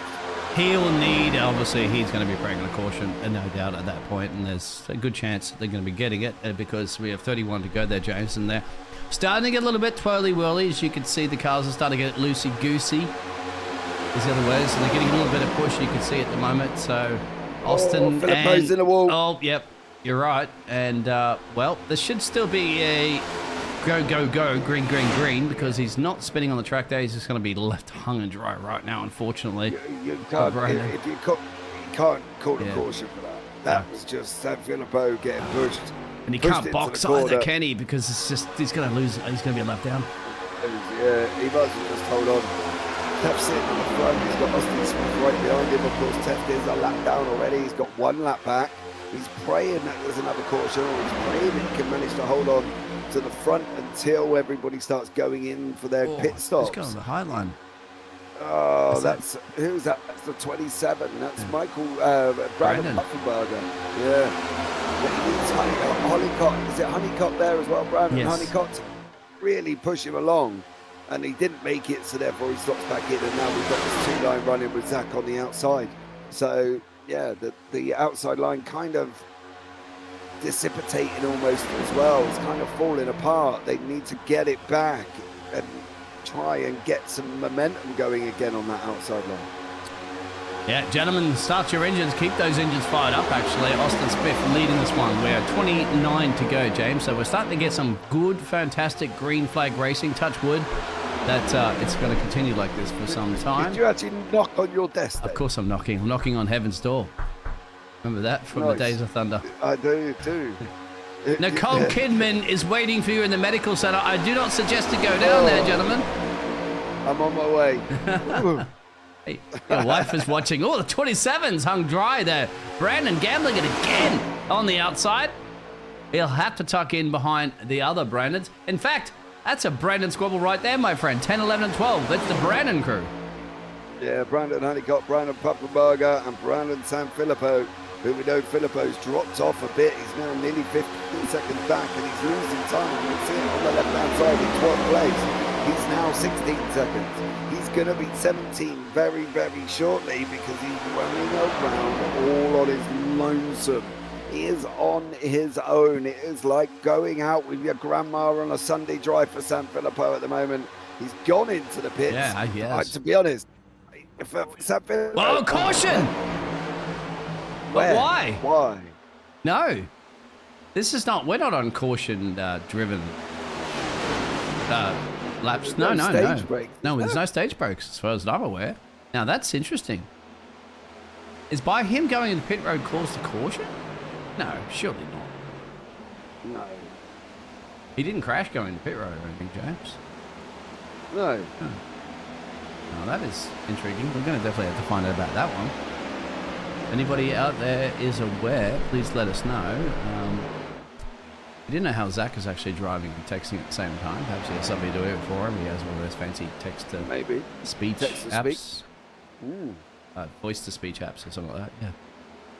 Why did that caution come out? I don't know. I'm pretty curious about that one. Do you want to perhaps bring, I don't know, Is the Tef in here? No. Again? No, I'm gonna. Oh, you have the powers that be. Yank one of them in there, James, because I'm just going to see quickly. Yep. We've got Brandon Honeycott in the booth with us. Brandon, how are you, sir? Can you hear us okay? I can hear you. I'm good. How are you, sir? How's it going out there? Pretty good. Just having some fun. 7 cautions deep. Do you know why the last one come out? Because we can't quite determine why there's a yellow. I'm not sure either. Okay.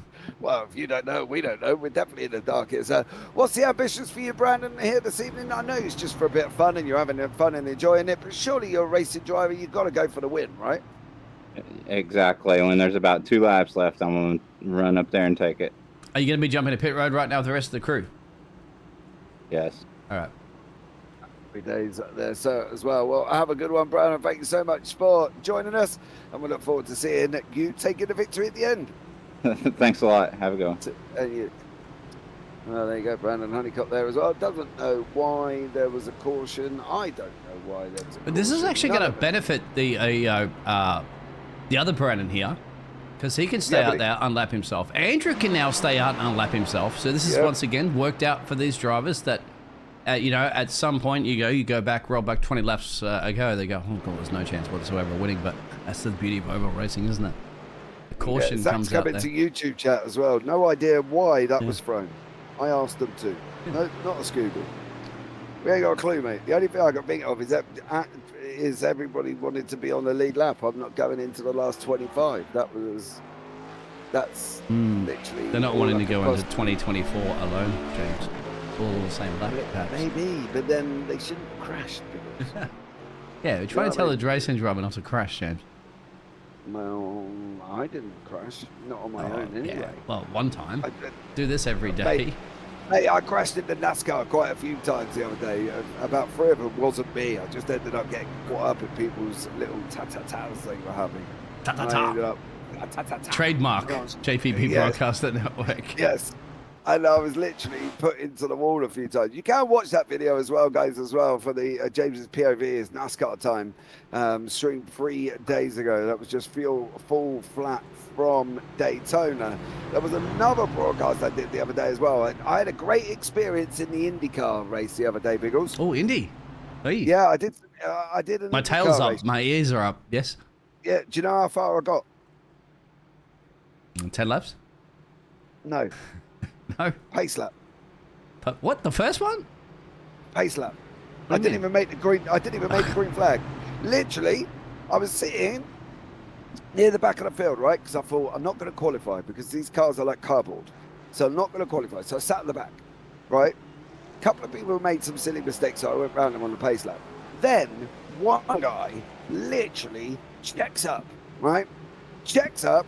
Literally stops the car. Mind you, we're doing about 70 mile an hour, 80 mile an hour at this point, just getting ready to go green. He checks up, everybody checks up. I get run over the top of my head from another car. I end up going over to somebody else. I made it back to the pits and it was too much damage. And I didn't even get past the start-finish line. Didn't even get past the green flag. Ah, it's unfortunate. You're lucky you didn't have Lee Diffie have to commentate that one there for you, James. Mate, I don't know what he would have said. Oh my God, why did he stop? That's probably what I, exactly what I said. You can't be checking up at that speed, of course, no. No, mate, I wouldn't mind checking up. He literally stopped. And I literally tried to go round 2 of them, and I hit the tyre, and next thing you know, this car went over my head. I went over the top of somebody else's head, did a lovely 360 pirouette, mind you. I was like ballerina out of Swan Lake. And literally, I ended up getting the car back to the pits, and I got too much damage, and I didn't even go anywhere. Well, that's the beauty there, James, that you and your wife and your lovely family would be okay, that Dad's okay. You get to climb out of that car in a virtual world and not get hurt. No, this is it. Actually just slipped my chair back and went, I'm going to go and get a cup of coffee because I'm done already. So, try a kettle on. Short-lived. Yeah. Mate, Santa was good to me at Christmas. I got a coffee machine, which is now in my office. In my office. I don't even have to move. And I bought a mini fridge as well. So I've got cold drinks and hot drinks, and I don't even have to go anywhere. So what are you going to get your children to do? I bet you said with children, like, No. Drink, No, my please. kids are too, Drink. No, kids are too young to that. I just now have to do a little 180, open my fridge, pull out my drink, or flick on my coffee machine. Won't need to move from your chair. Pace car's going to be moving into pit road. Austin Smith is going to be leading this one from Joshua Neal, Brandon, Kensley, AJ, and Zachary again saying P6 now, James. I'm saying he may be my favourite pick at the moment with 25 to go. Here we go. Austin's on that inside line. He has got the 27 of Brandon Puffenberger right behind him. Neil on the outside's got Kensley Smith tucked up for here as well. Into the go restart zone we go. We're going to be up and running. We are green with 25 to go from the Races Elite Mix Series live from Talladega as we're off and running there as well. Unfortunately for Neil, he is just about... Oh! Hello, son. That poor cameraman has just been run over. It's my camera as well. My GoPro Austin camera. Smith out is in front with Puffenberger right behind him, and Neil almost getting strung out like an absolute kipper in that middle lane there. Yeah, now, John, let's come out of your salary right even on my camera. All right, but don't worry about it. We do have, of course, Joshua running now. They're still going to do the two abreast. We do have everybody on the lead lap now, James, which is fantastic. This is probably the reason why that caution was called, that we believe. We haven't found any official race control information, but we do have 24 to go. This is when you can start going a little bit more greedy and get those door banging going there, James, I'd say at the end of the day, because now it's going to be a sprint. 23 to go. And hey, if you want to win it, you got to be in it to win it, gentlemen, and in the front positions, hopefully. Yeah, this is where you start trying to get your car into a position. This is where you start trying to do a little bit of a wiggle. You start, just elbowing out a little bit. If there's a gap and they're moving faster, put your car in it. If there ain't a gap, well, you go and make one, son. I can tell you that much. But now, let's see into this 23. Oh, they got three. Oh, there you go. The gap was made. Zach made the gap. Brandon's got 27 on the outside. Yeah, Puffenberger's just strung out on the outside line. He's got nowhere to go.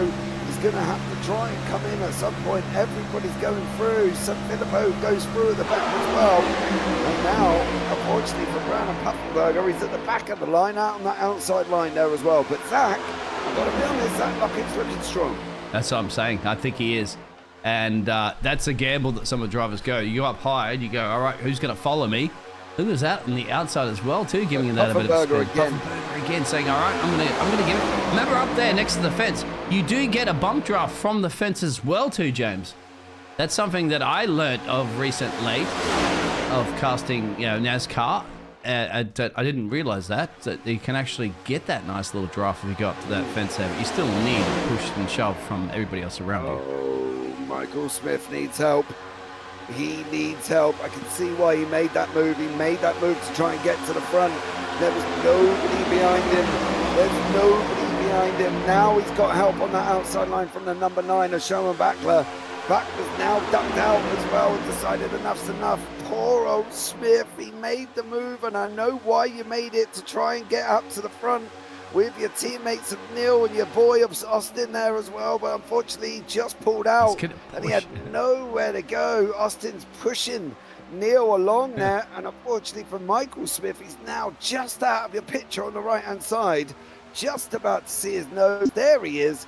He pulled out to try and make a move which was right, and unfortunately it then become wrong because he pulled out and Honeycott was too far back. He couldn't get out behind him. Puffenberger was too far back as well. And unfortunately, just went backwards with 21 to go here. So let's see how this works out. Come out, outside line, get moving again. Don't do it, Zach. Don't do it. As we're on board with Kensley Smith looking towards the front end of Austin, right behind them in that Chevrolet, of course. Here as well, we've got Ford, Chevrolet, and the Camry. Push all it. on track. Push him. There you go. Push him. Push him. Now back off. Yeah, he's got to back off though. Got to back off going into the corner. You push, you bump going into a corner, you're in. Well, so 20 to go here, Biggles. Who's your money on? It's still, I have to say, it is still on Zach. Even though he's down here at the moment, got left to dry a little bit, but he's got to make a move. He has been very, very successful at that, but he needs backup at the moment. You know that the Smiths are going to work together. But the problem is, of course, Michael's down here in P13. He can't catch the son, Austin, that's up here currently in P2. And then Kensley, of course, no relation, is the other Smith that's leading this one. And of course, if Austin leaves Kensley for dry, if Austin goes off the racing line, it's going to have to be either Josh pushes him along. And this is the thing right now. You can see Austin giving him a push. Now, if Austin goes and lets to go, I'm going to go up on the high line. He needs somebody behind him to push him to get the overtake done with Kensley. Because Kensley at the moment is going to have that speed to sort. And then, of course, you get down to 19 to go. You're going to be starting to crunch some numbers in your head soon now. James going, well, all right, now. Okay. All right.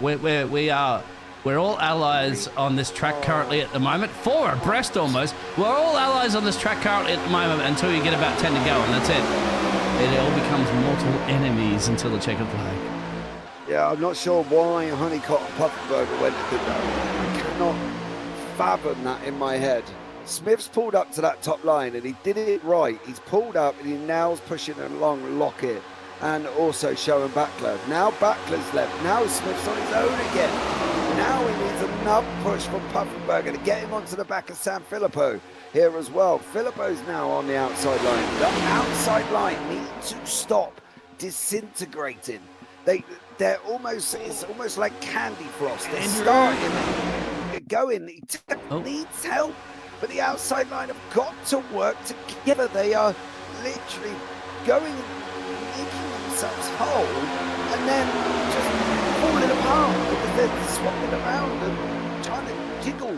No, stop jiggling. You're not a snake. Yeah. 45 moved up ahead of Andrew there. Yep, I was going to say, no, Jingle Santa Claus is over, of course. Christmas is delivered, so jingle, jingle bells. Exactly. And then now, I don't know what happened there, but tucking in ahead. Smith went up. Yeah, Michael Smith, wasn't it? Yep. He went up. Yeah, he went up. Now for him, I would say to Neil in front, up you come. Come up. We'll just breeze past that inside line. Bring him up. Bring him up. Bring him up. All right, don't bring him up. I like James trying to direct. He can't. Yeah, but it's working, but because Michael Smith is now working here. He's got his father and son leading this race, James. Yeah, but he's not, because son is there in the 23, teammates in the 82. When he was starting to making the move on the outside, he should have brought Austin with him. He should have brought Neil out and said, right, boys, go. I'm locking out the outside. 3 abreast now, James. 3 abreast. This ain't going to happen. San Filippo, something's going to go wrong. And at the moment, it's going wrong for Teft. He's just going backwards. Neil Smith cannot leave a car. It's almost like you're Brandon? Oh, no, it's not going to work. James is sitting there at the moment on the edge there with his popcorn, getting ready. Look at the 9 machine at the moment. Could get a push from the 93 as well, too. That could work. That could work. Now it's push come to shove time there, James. You said you want your popcorn still on the edge of your seat. Stray tables up when your seatbelt's in the upright position, because you're going to get almost 5 abreast here with 15 to go. Where are you going? What are you doing? Lock it. Get off that outside. You don't need to be there. You don't need to be behind Sherman Backler. Leave him strung out. Let him hang himself on the outside line. Because what you've done is to drop yourself all the way back now. And for Lockett, who was near the front, is now sitting in the level. Get over. And leave San Filippo out there. If San Filippo wants to do it, stop it. Stop it. Stop doing that. Now for really, they can do with the left-hand lane there, Michael Smith, we've got Kensley Smith, we've got Austin Smith and Josh Neal. That's what I would have done. I would have gone and put myself on that outside line, seeing if I can get any help. I can't get any help, so I'm going to come back in. What these need to do now is Austin needs to come out with Josh, and they need to come out and then move a 1-2-3. If you can get a 1-2-3 for the guys at Motorsports, great. But they've got to try and get past the roadblock that is Kensley Smith at the moment. And the only way they're going to do that is if they both come out together, slingshot past, Dad can slow them down, you can get your 1-2-3 for Midwest Motorsport. I think you're thinking about that one exactly. I think they are thinking about it. You have Smith 1, 2, and 3 currently at the moment, but it's all about Andrew Teff, of course. to help them out now. And Brandon perhaps a little bit further back. There's a big push that Brandon's giving Andrew Teff to take perhaps the lead of this race. Andrew Teff's in the middle. He's going to be left high and dry. No, the 27 will tuck in behind him. Good push to come. On the inside line, you're going to have, on the outside, you have Michael, and then you have a son there of Kensley. And sorry, not the son, but you have the Smith brothers. Kensley's fallen all the way back at the moment, so you do have father and son. There's Michael falling back. We're going 3 abreast. That's bold and brave there for the number 9 machine. Yeah, I feel the Midwest Motorsport boys have missed a trick there. I've got to be honest. I feel there was more to come out of that. I think they missed a trick. I think when Michael was making that move on that outside line, he should have just held that out a little bit longer, allowed Austin and Josh to come out with him. That could have been a Midwest Motorsport 1-2-3 just by locking up both of the lines. You need to, when you're trying to do this in a teamwork situation, you need that first, you need that second, and you almost need Josh in the back. There you go. There you go. Go on, boys, have it. Now that's what they needed to do. Now they've got to work together. Push Michael in front of Andrew. Get Michael's got to get in front of Andrew. Go down. Go down. You've got it. Go down. Oh, okay, don't go down. But he's got to literally, for them 3 Midwest Motorsport boys, they've got to push Michael in front. And Michael has got to come on that inside line. Josh needs to be a lot closer than where he is. Michael needs that push just a little bit more. Just a little bit more. Now, come on. Come down. Block both lanes. You can just do it. James would be the absolute best engineer that you could possibly ever have for your own racing, wouldn't it? It'd be like, instead of just car left, car life, it's like, come down there, jump into the lane, just get it done. Look at that drop-off current at the moment Andrew Teff has. Andrew Teff was leading this a few seconds ago. We are down to 11 to go. But then again, this can chop and change there. James can actually go, just stick your nose in there and get it chopped off like a plastic surgeon. No, they just need that 1-2-3 line. Now what they want to look out for is if Teff gets a run, they need to be throwing a block. They need to be, he's going, block him. Teff's got hung to dry on that one, my friend. Look at that. He got hung to dry. Now the 11 joined him. Now, AJ's joined him. Austin, somebody needs to block that outside line. You need to block the outside line because they're going to be running up on you. As much as you're sitting there going, yes, we're 1-2-3, you've still got other cars to deal with. Block the outside line. Put 2 of you on the outside, leave experienced dad on the inside, and then you blocked up the front row. Experienced dad on the inside. I love this one. All right, anybody going to gamble to go 3 abreast? They will, James, because we're getting 10 to go. Somebody's going to go middle line. Somebody is going to gamble it. There he is in the background. No, tucked in behind. Oh, and there's AJ, and there's Kensley. Yeah, AJ and Kensley in the wall. Is there going to be a yellow? Yeah, it'll be a caution for sure. They're blocking pit road. Yeah, and they're going to get an unsafe pit entry for their troubles as well. Oh, no. I'm sure they will, because they've come across the line at completely the wrong angle. We knew this was brewing up, wouldn't we? This sort of exciting racing. Let's go back and have a look at it, James. This is where you don't want to be pushed. See that?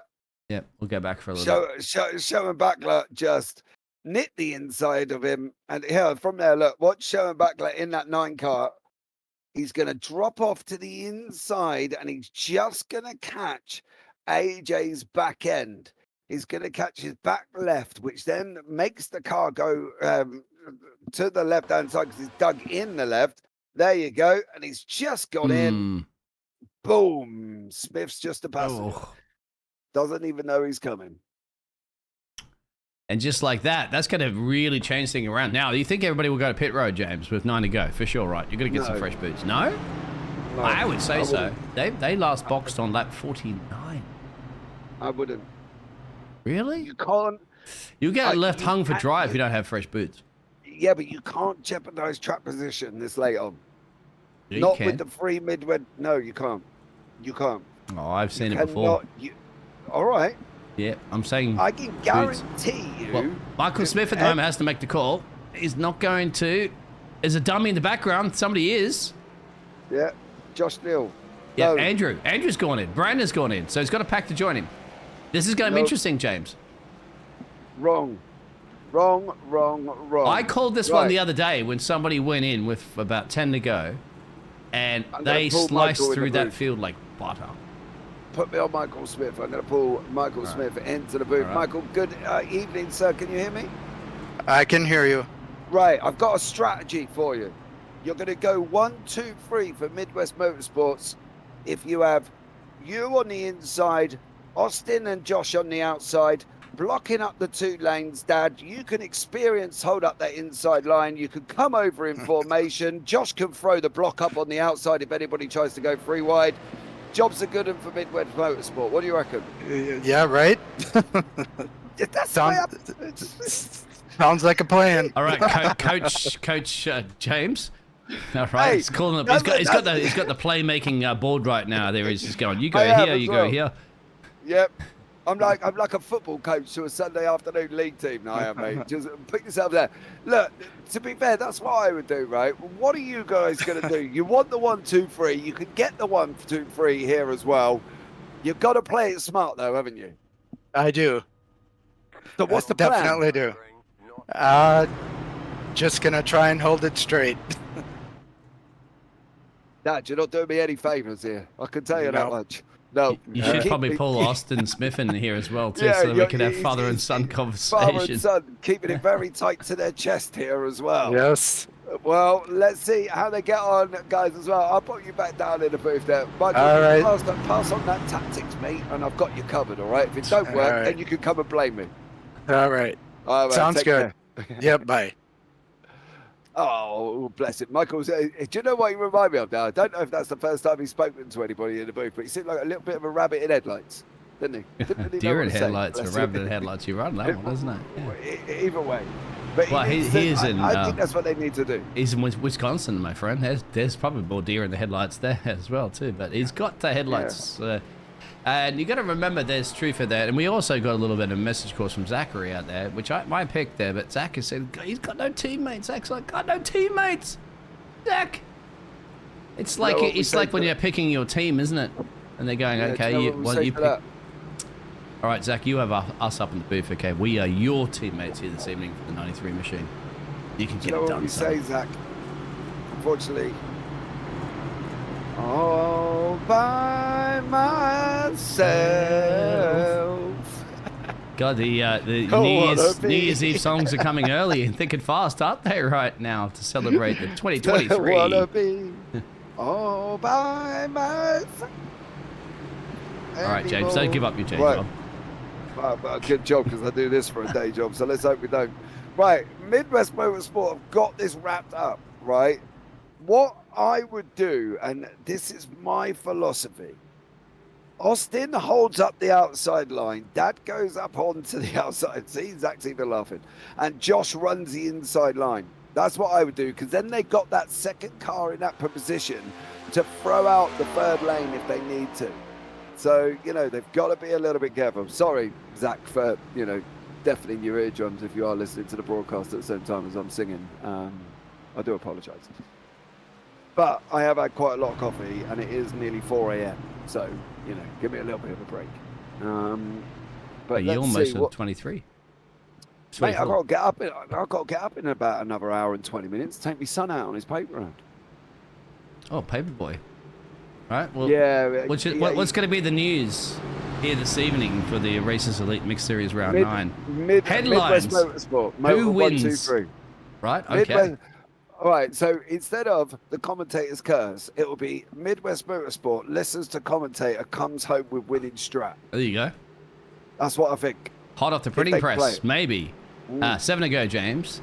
Pace car peeling in, it'll be 6 to go. They've got to get 2 on the outside line, though. They've got to get 2 on the outside line because Josh needs to be up on that outside line to basically cover off any run on lane 3. They've got 3 cars. Not many teams have got 3 cars. They need to run together. What's Barney going to say? Come on, Barney. And we are up and running on his green for the final 6. You've got to get Josh out of that pack. Get him into that outside line there as well. Austin, hold him up a little bit. Here, can we get a Midwest Motorsport 1, 2, 3? Can they block the outside line? Can Josh get up onto the outside to help out Austin? With 6 to go here, Biggles, we're going to find out very, very shortly. Yeah, we're going to find out very much. Look at this. When push comes to shove, it's going to be pushing to shove. Who wants to win this one, as you said there? Michael Smith, both the Smith family there. 59 there. There's Joshua. Out. Get him out. Get him out. Josh, get up onto the top. Get up onto the top. Oh, get him out. Get out. You need to block it. They've got 3 cars. They've got to block the outside run lane. 6 to go, get James. Out. Josh can get out. If Josh can get out now and pull Austin back up. They've got to. You can't stop the 59 if you've got no one to stop. Dad needs to just let Josh push him. Come off the throttle, because the last thing they want to do is get another car in there. You get another car in there, you're going to be in trouble. There you go. Look at San Filippo. You've got no block. Austin needs to come. Josh needs to come out and pull Austin along. Andrew Test back in this one picture as well too, James. Back into P4 position. Michael leading. You've strung him out. You've strung out your own teammate. Oh, boys. Put the broadcast on. I'll tell you how to do it. Joshua's got to go for this one. 6 positions game for the 82 Michael's machine. Got to go now. Look, there's no point hanging on. There's no point. You're not going to get that Midwest 1, 2, 3 that you could have had there as well. Austin's on that outside line. He's all on his own. He might as well be going at the back, hugging Zach, singing All By Myself Together on that one, because now he is hung out. The other line's coming. No. He's going to go further back. Oh, he got hung out the dry. He's hit the fence. To the 33. 23. That's Austin. That was. Yep. Sorry. That was badly done from the Midwest boys there. Keep an eye out for the 9 too, James. Gaining there from John. If he can get a little push come to shove, but he can't quite get it just yet. Name's going to tag up on him. If they can, 4 to go, James. That could be a possibility. I'll tell you what, if Midwest even get 1 or 2, I'll be very, very surprised here. They had that opportunity to run this in a formation. They had the opportunity. 3 drivers running in formation. Jobs are good and should have been able to do it. Put 2 on the outside line. Block any run off the 3rd lane if need be. Now they haven't got that opportunity. Now Austin's boxed in. Here comes Honeycutt, who said with 2 to go, I'm going to come up and take the win. Well, son, you're on 3. Let's see what you're going to do. Are you a man of your word, or are you a man who just chucks a good game? No, he's not. Watch. He needs a 9. He needs help. He needs help bad, does Honeycutt, or he is going to get strung out now. Yeah. Zach's now got to decide what he's going to do in that 93. Michael's now, he's got a choice at the moment. He either lets Josh just push him off the throttle completely. We've got 2 to go. If we make the white, there shouldn't be any yellows on the white anyway. So let's see if we can get around this final run. We might get a Midwest 1-2, unless the 27 of Puffenberger, who's very surprised to be there considering. That's the. Oh, there goes 2. Yeah, I think that's it there at the back there at the moment. There 2, James, but this is going to be green. No, we got a caution.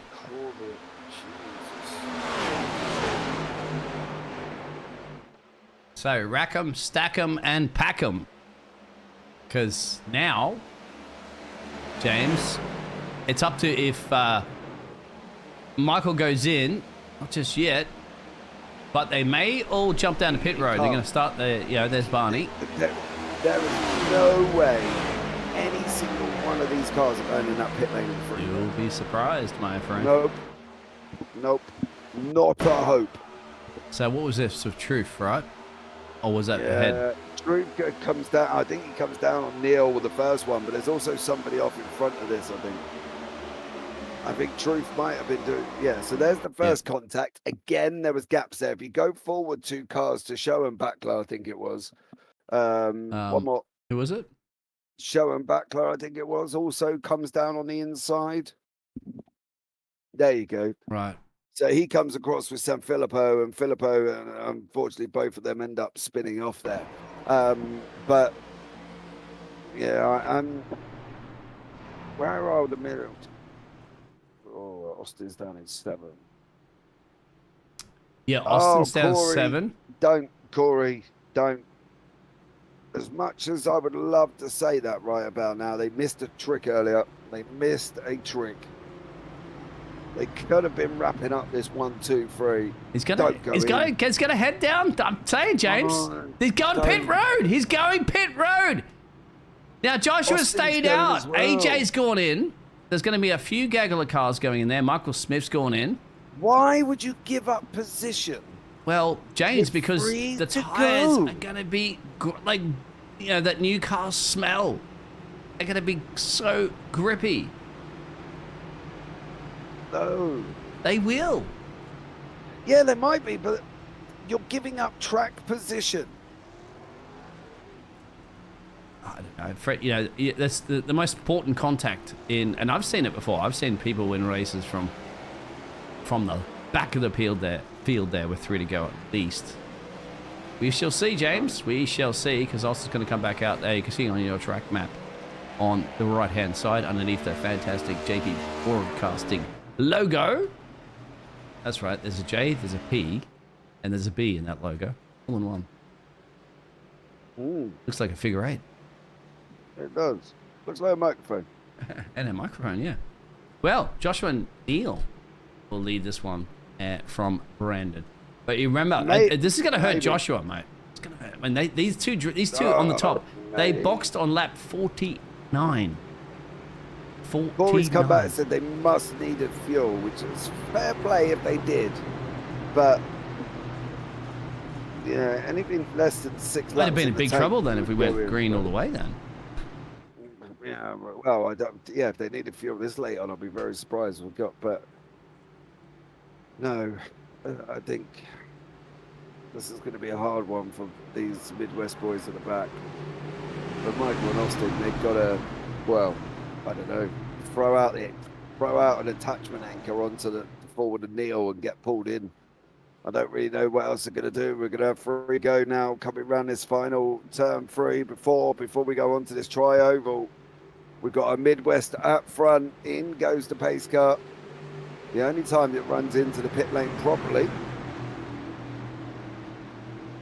There is no way they're making this. Austin has surely got to duck out, go straight up behind Michael and push him out on the 3rd lane. Surely that's what they've got to do. If they don't do it. Michael's here and Austin's back here. Yep, they're going to work together. It's possible, James. Yeah, he's got to go. Josh has made the jump. Austin's got to come with Michael. Michael's got to go out as well.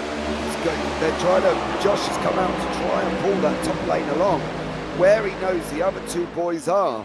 The worst thing is he's got to get in. He's just thrown a block. Oh, that's huge. That's huge. That is huge. Oh, that's all the field, James. That's all the field.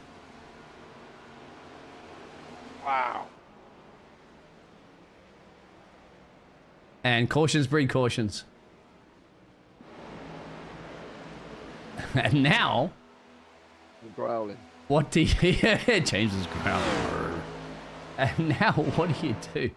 I mean, I don't even know who caused that really the other day, James. That was just. To be honest, I would just go back to the first one that went red, because they all checked up. Watch Tef was involved, wasn't he, as well, if I'm not mistaken? I mean, so Lockett's pushing Puffenberger. Is he going to catch Puffenberger? There he is.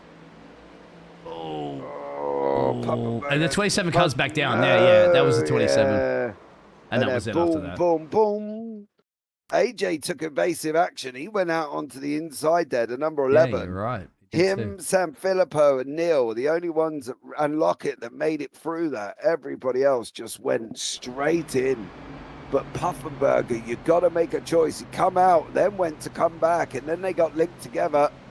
And then boom, the whole back end, 2, 4, 6, 8, 10 cars involved with that one. For the 10th caution. For the 10th caution. 10 cars into the 10th caution. So now you would not box. It's going to go back 3 to go again, of course, because it resets. So yep. I mean, you got to look at the Smiths, of course. Austin in pit road. That may be game over. He got caught up. Michael in P8. Zachary, here we go. Out pick, remember, to win this race. P2 now. And on top of it, James. No, he said the dummy. I was going to say, on top of it, James, he has to fresh his boots. Both the Brandon's gone in. Brandon's gone all the hill. Here we go. The rest of the field are going in, James. Because they want boots. Tires, my friend. Tires. Or fuel. We don't really know about that one too. Fuel. Yeah, I don't get that. Oops. Well, Zach, it wasn't you, dear sir. I can guarantee that one. If Puffenberger's going to come down on your head there, sir, it's unfortunate that that's going to happen. And actually, I think the fuel thing's actually very interesting as well too, James, because of the fact that whilst these cautions, you know, you're not driving at full gasoline, you still are burning gasoline. Because remember, theoretically, before those last 2 yellows, that race would have been over, right? So that probably would have had enough tank to go, fuel to go to the end. But because now we're stretching it, now you are burning that gasoline regardless. So may very much have to get back into pit road. But here's Zachary. Telling you, still the pick to win that race. You wouldn't have thought that 10 laps ago. Corey, to answer to your question, though, about fixing damage, and I understand that, but they've only got 2 fast repairs, and it isn't the first time them guys have been involved in an incident. So if they've used it once, they've used it again. Like Austin now has been in the pits for nearly 3 minutes because his 2 fast repairs are gone. So his race is done with 3 to go. He's going to almost end up another lap down because he's got to wait for repairs, and he's sitting with 3 minutes on the clock. So although it might have gone into fixed damage, if they're not sitting there with a fast repair, dear sir, they're going to be in even more trouble. Right, this is why sometimes you find that at the start of races, and I've seen it before, like you see drivers will sit there in pit road and they will actually take heavy repairs. Like we're talking about 3 minutes of repairs or so forth, right? And you're like, why would you use a fast repair? Because early in a race, they realize, well, because there may be more cautions later on, I can catch the rest of the pack. And on top of it, I still have a fast repair up my sleeve. It's like hiding an ice card up your sleeve, or if you're playing Monopoly, one of those get out of free jail cards. Get out of jail free cards, yeah. So. Did the guy on the Monopoly box have a monocle in his eye? Yes, he does. He does. Does he? Yes, sir.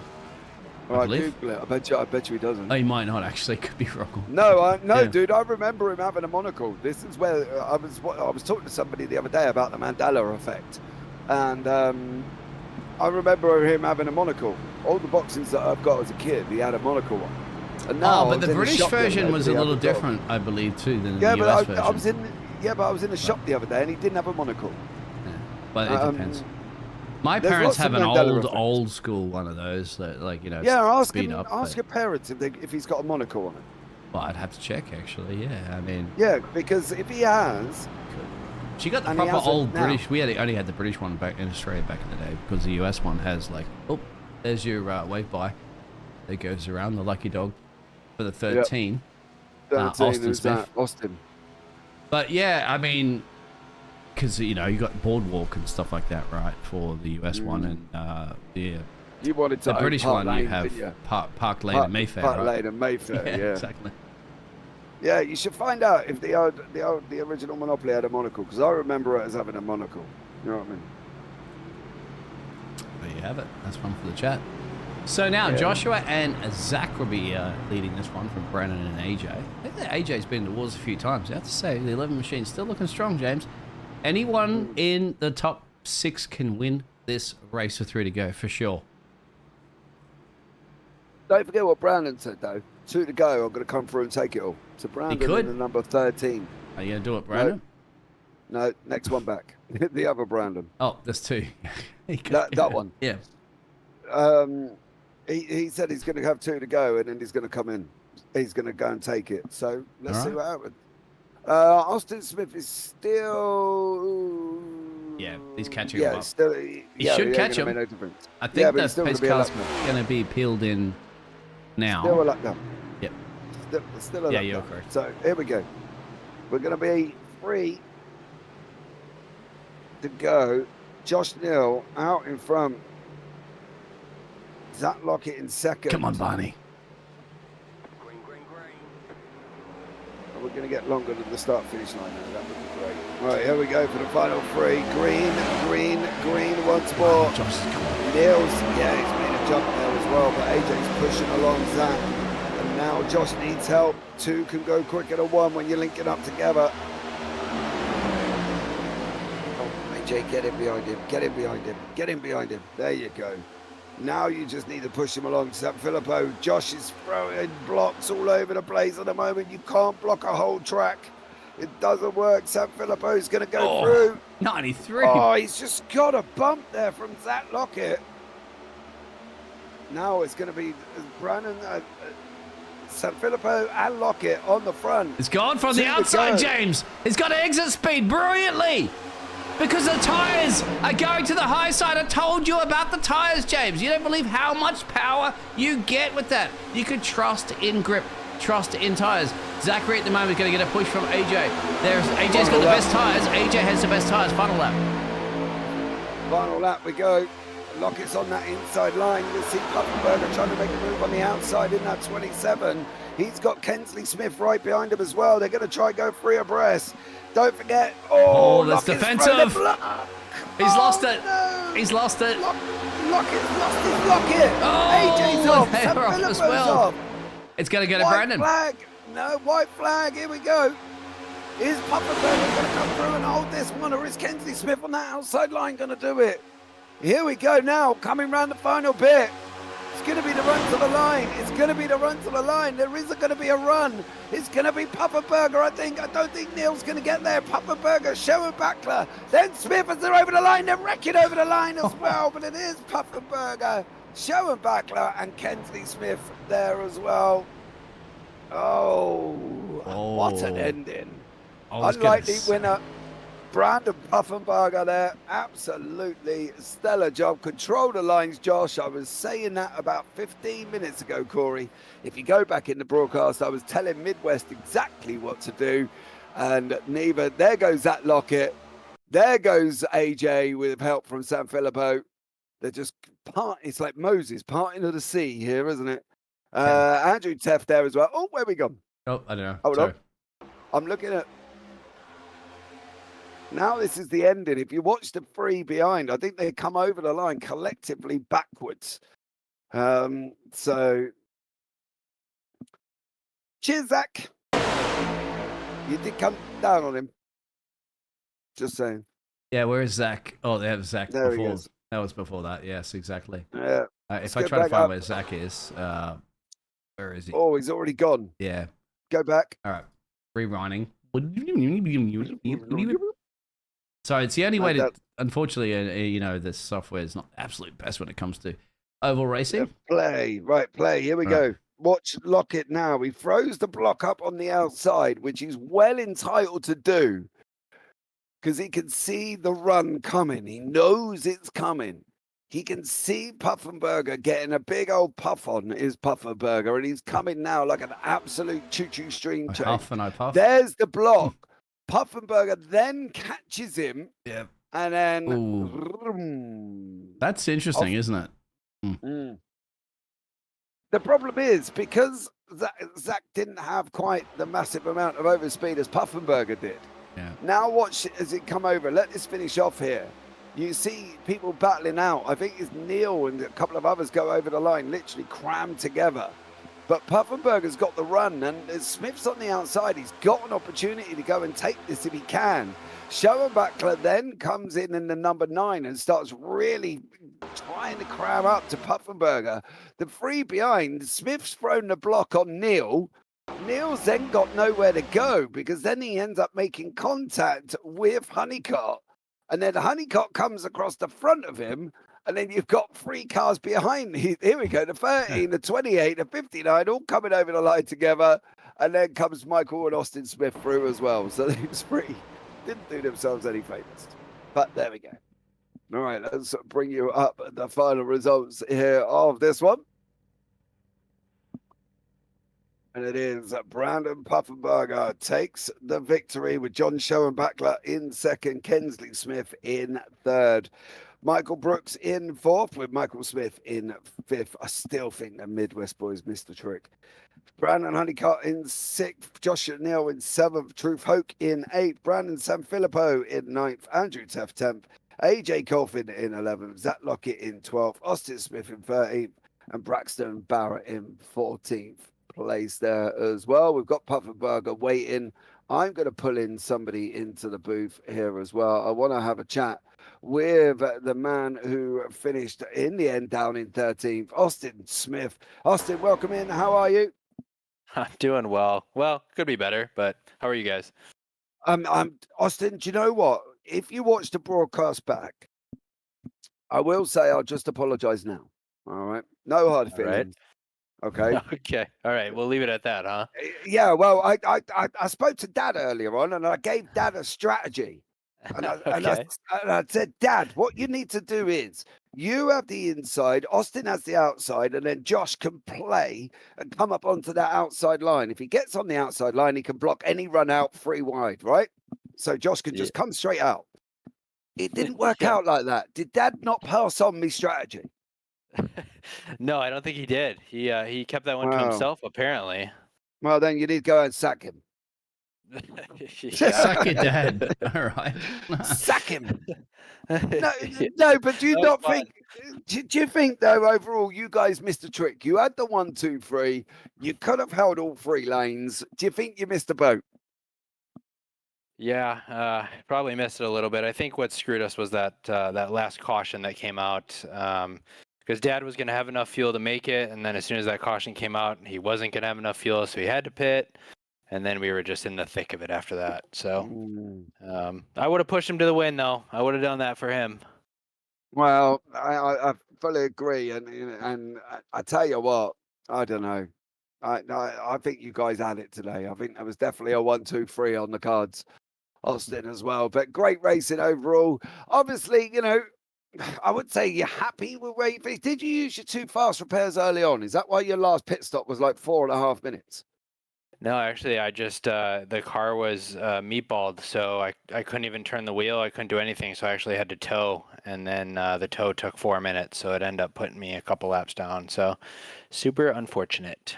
Definitely there on that one, bud. Well, thanks so much for joining us. You can go and sack Dad. Tell James, you can say, James said you sacked Dad for not passing on his strategy there as well. But It sounds good. Thank you, guys. Anyone you want to shout out, Austin, before we let you go?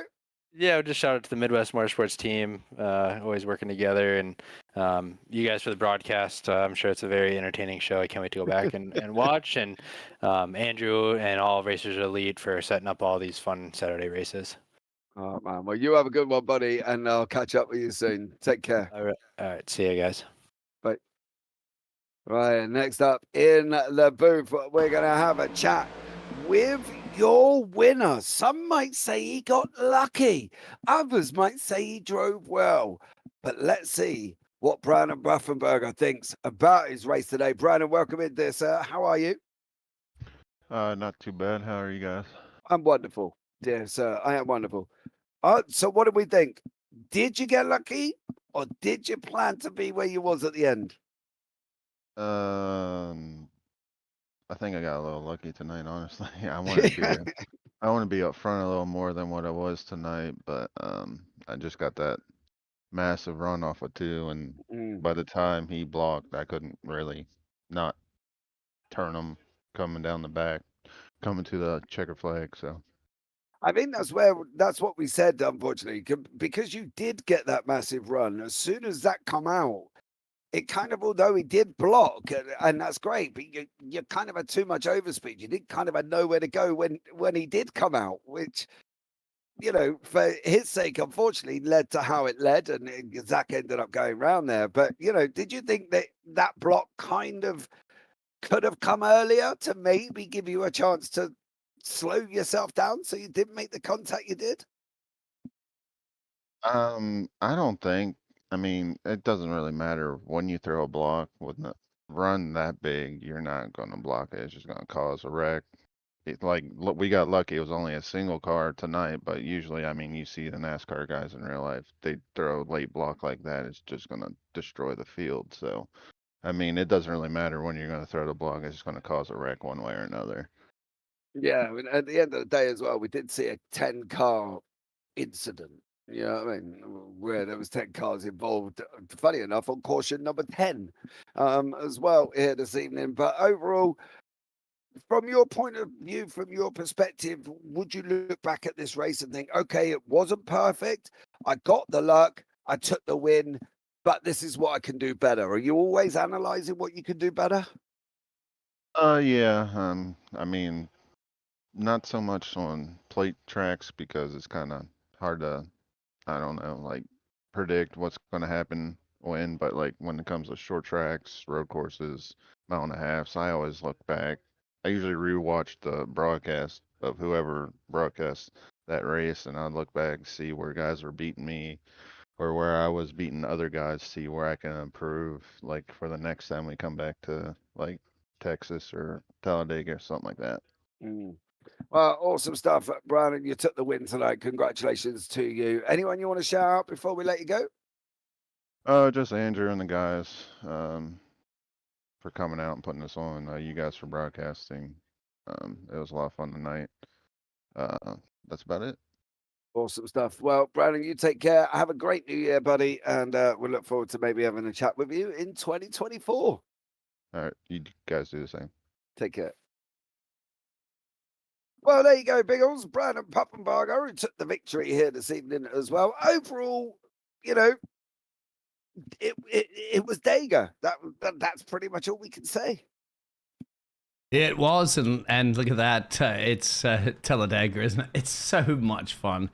It'll be the last broadcast of the year, but it certainly was an entertaining broadcast, at least for the entertaining race. And of course, you wouldn't pick it at the end of the day, would you, the 27 machine to get the job done? But the 27 machine did get the job done and got the job done for the final time of 2023. So good luck. And of course, for the Racers Elite Mixed Series, this is the next gen. And the next generation of drivers doing the job that they need to be done. And you've already elaborated, I think, on that, James, of what the Smiths could have done there for the Midwest Motorsports team. Didn't quite get it done at the end of the day. Brandon did. So GG's to him. Good way to end the year. Yeah, absolutely. And it was a great job all round there for everyone. To even finish Dega is tough enough as it is, but to finish it in the 1, 2, 3, like, could have been a possibility. Well, they might go back and look at it and think, okay, if we're going into an actual league race, or, you know, not the mixed series or whatever, when nothing's up for grabs, then obviously they're going to look at doing something different. They had it in the bag. They could have blocked off the last 4 laps easily. Excuse me. Yeah, man, I was just having a sneeze. We got a commentator down. We got a commentator down. Go ahead. They could have blocked off the last 4 laps before that caution, so they might not have been able. They might not have caused that caution. Might not have happened if the fact that Midwester did what Midwest, from my perspective, should have done.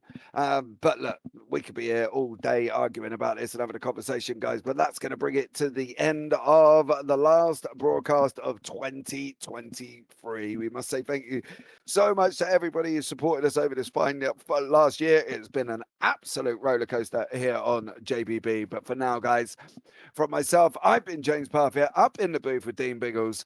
You all take care. Have a great week. And you never know. Hopefully, we'll see you in 2024. Good night.